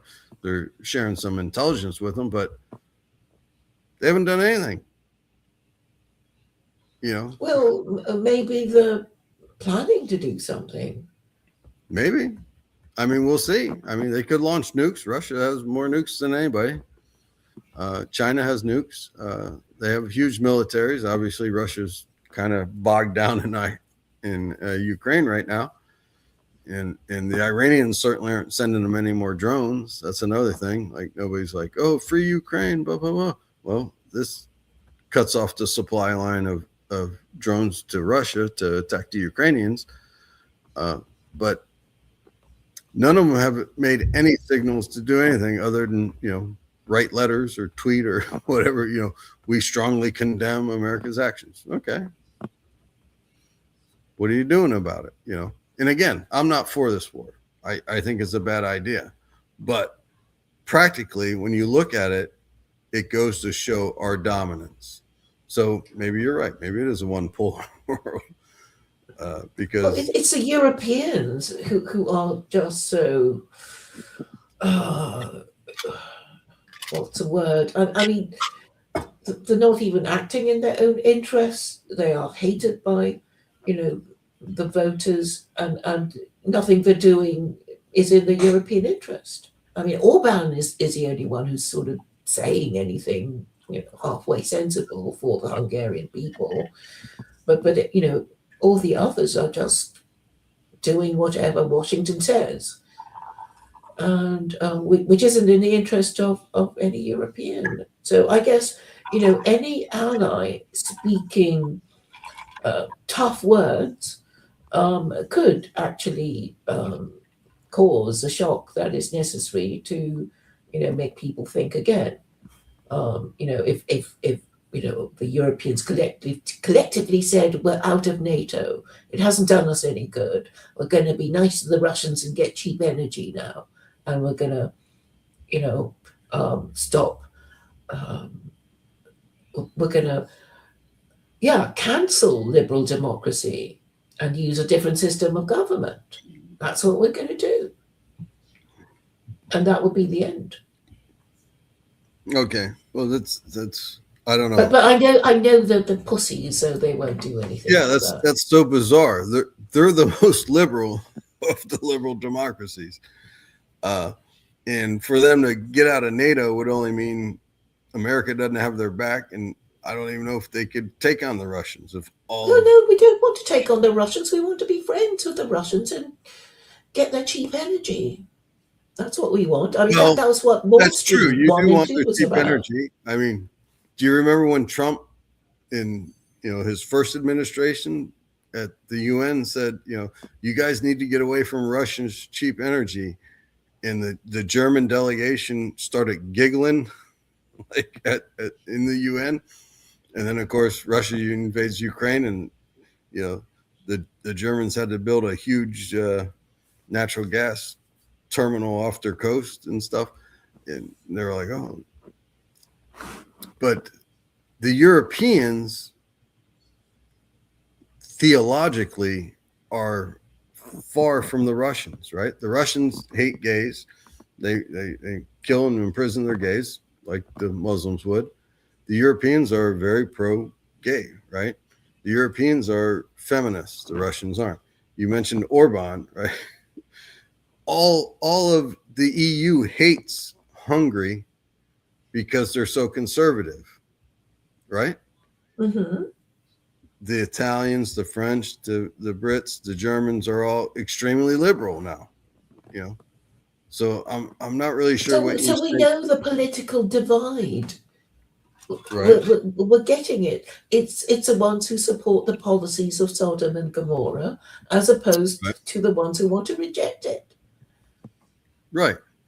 So what makes you think the Europeans would move towards the Russians? Well, I'm saying ideally, so we can end the war in Ukraine, and then you guys can take your stuff and go home. From your military bases and your naval bases, and deal with possible insurrection at home, maybe. Okay, so you're saying us, the Americans? I mean,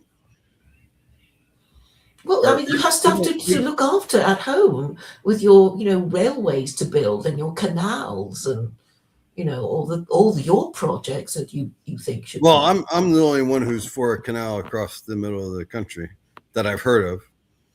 I'll call it. But these are to do with American infrastructure, which is necessary, right? Yeah, our infrastructure's pretty good. I mean, it's not great. It depends on who you ask. I forget what they're called, but they're like the architects. There's an association of American architects. They grade our infrastructure as a D. Come to Florida, of course, we're a kind of newer state. Our roads are great. I remember last time I was in Philly, which was again 20 years ago, and you go across these old iron bridges and stuff, and it's like, man, this thing looks like it's rusting out. It's going to fall down. The Manhattan, the bridge to Brooklyn or whatever, it's built in the 1800s, but of course they overbuilt it, so it's lasted hundreds of years. We did have that bridge collapse in Minneapolis. Was it I-65? Again, maybe 10 years ago. We've got a ton of dams. If you ever, the History Channel actually has a Crumbling America series where Oh. they claim there's a huge dam like north of Memphis that if it goes, it'll like wipe Memphis out. And we still have like I visited the Hoover Dam. the Hoover Dam. Yeah, you went there. Mhm. That was It was impressive. quite impressive. Yeah, and that was built during the Depression, so it's probably getting pretty old. Mhm. I don't know if it has any leaks in it. We had a huge dam in California give way again within the When last was that? 10 years. Uh-huh. Oh yeah, I have a vague memory of that. Yeah, Mhm. and I don't think it like flooded any towns or anything, but they let out the spillway and then they showed it going down. Of course, you got video of all these things. It was Mhm. disconcerting to say the least. Yeah, if you're in its path. Yeah. But yeah, I mean, I forget what it said. I mean, we've got like 20,000 dams in America or maybe more. And again, some of them are very old. And Yeah. I mean, maybe you guys should tidy up your room, as Jordan Peterson says, because there's so much to do, right? I mean, same thing with the Europeans. I mean, gosh, it's all the mess that, well, all the nonsense that people believe that needs a lot of tidying up. yeah, I mean, there are over 90,000 dams in the U.S. and its territories, according to this. Yeah, I mean, there's always better uses for our money than wars in Iraq or invading Venezuela. Guns versus butter, blah blah blah. Mm. People never seem to be that concerned about the best things to spend our money on. Like where I live in Pinellas County. I guess it's been twice now. So 30 years ago, maybe when I was like 18, there was a referendum to increase our sales tax from 6 to 7%. It was called Penny for Pinellas. Mm-hmm. Voted for it. And I remember I told my dad, I said, yeah, I voted for that. We're going to build better roads and stuff. He's like, what are you, an idiot? They never repeal taxes. I'm like, no, it sunsets in 10 years. Mm-hmm. Of course, it got voted back in after 10. It's got voted back in again. But like I said, I thought this penny would go towards roads and stuff. And now you drive around and you see these signs, Penny for Pinellas at work. It's for a fucking park or something. It's for, I worked at Shore Acres Neighborhood Center. We got a new pool. I was like, that's not what I voted for. I wanted better roads. Mm. I don't care. You take your kids to this new park that they spent $2 million on. Right. TIA is complaining that we're agreeing too much and he wants a bit of a fight. All right. Claire's an idiot. TIA. I hate I Islam. probably am sometimes. The Sharia. Okay.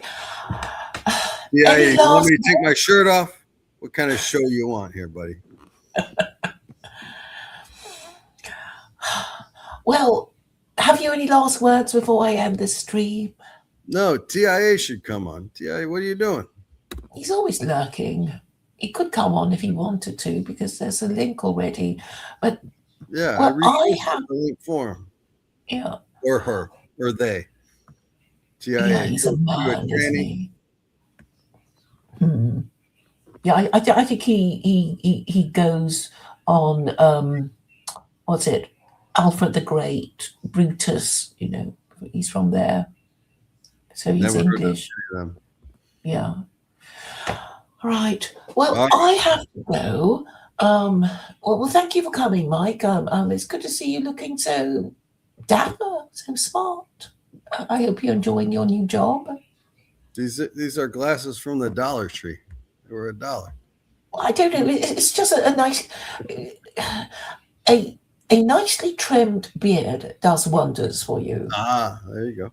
There you go. Yes. All right, Claire. Well, you have a good one there over in jolly old England.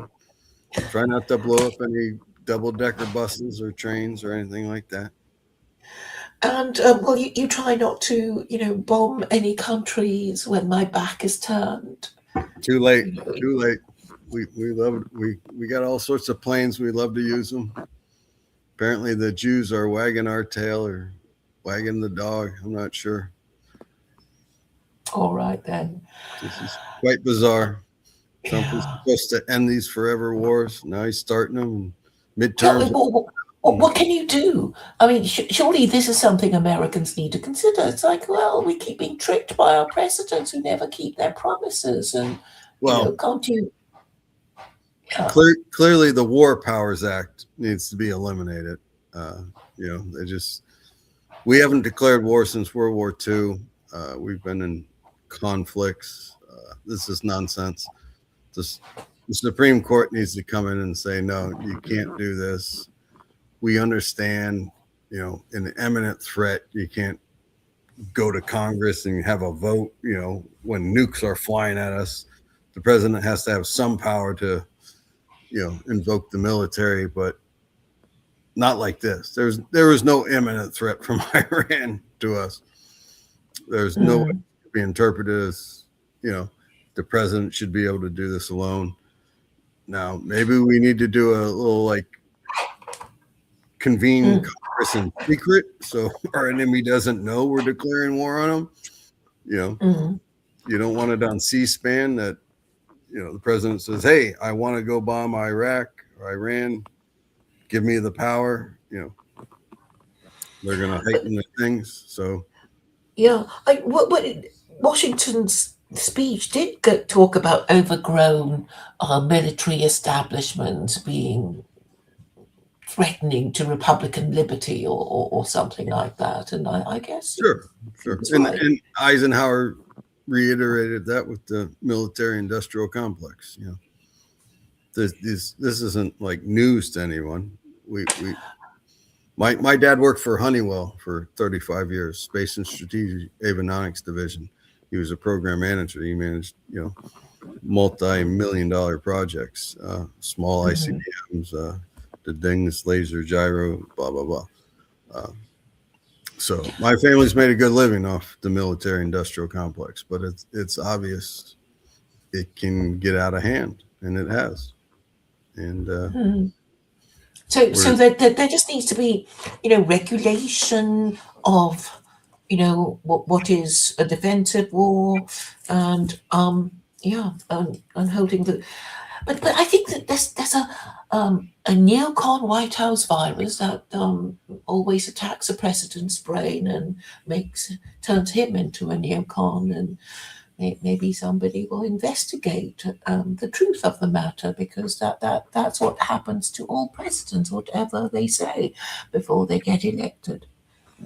right, and that's actually one of the defenses of their actions is they know things no one else knows, right? When they're running for president, they say, we're not going to do this, we're not going to do that. And then when they become president, they do it. Well, they must know something we don't know, right? I mean, like I said, Bill Maher asked Adam Schiff this, read something to him, and Schiff was like, yeah, that's terrible. And he's like, well, that was Obama going into Libya, right? So, why did we go into Libya?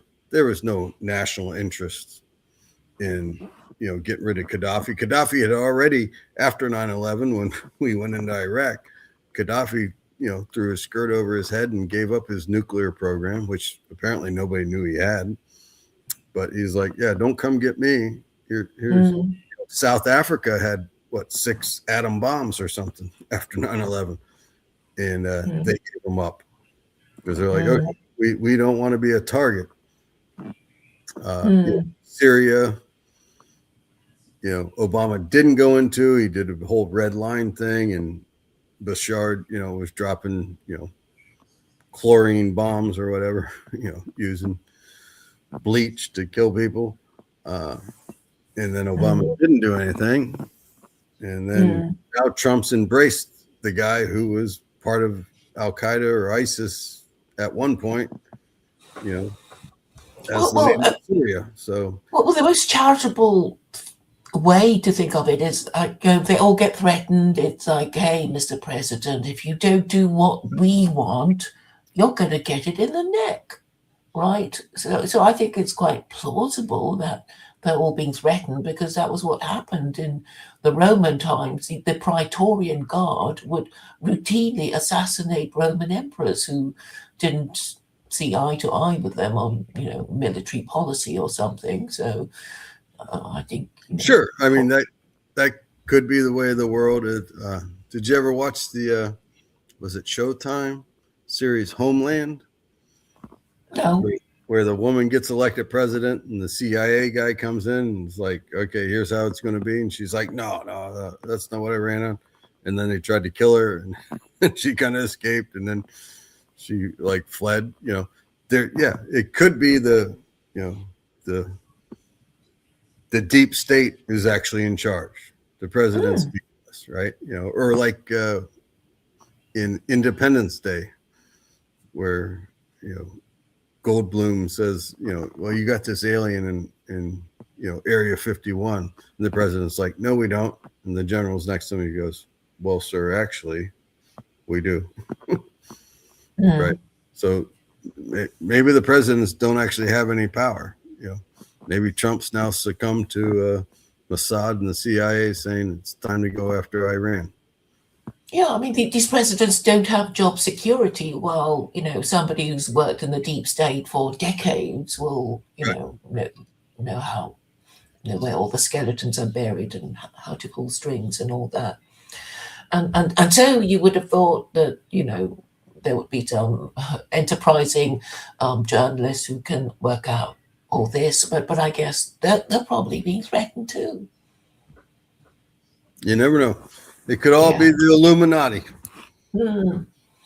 All right, Anyway. Mike. Thank you for coming. Yep. You have a good one, Claire. You too. Bye. Don't eat too many fish and chips. I won't. All right. See you.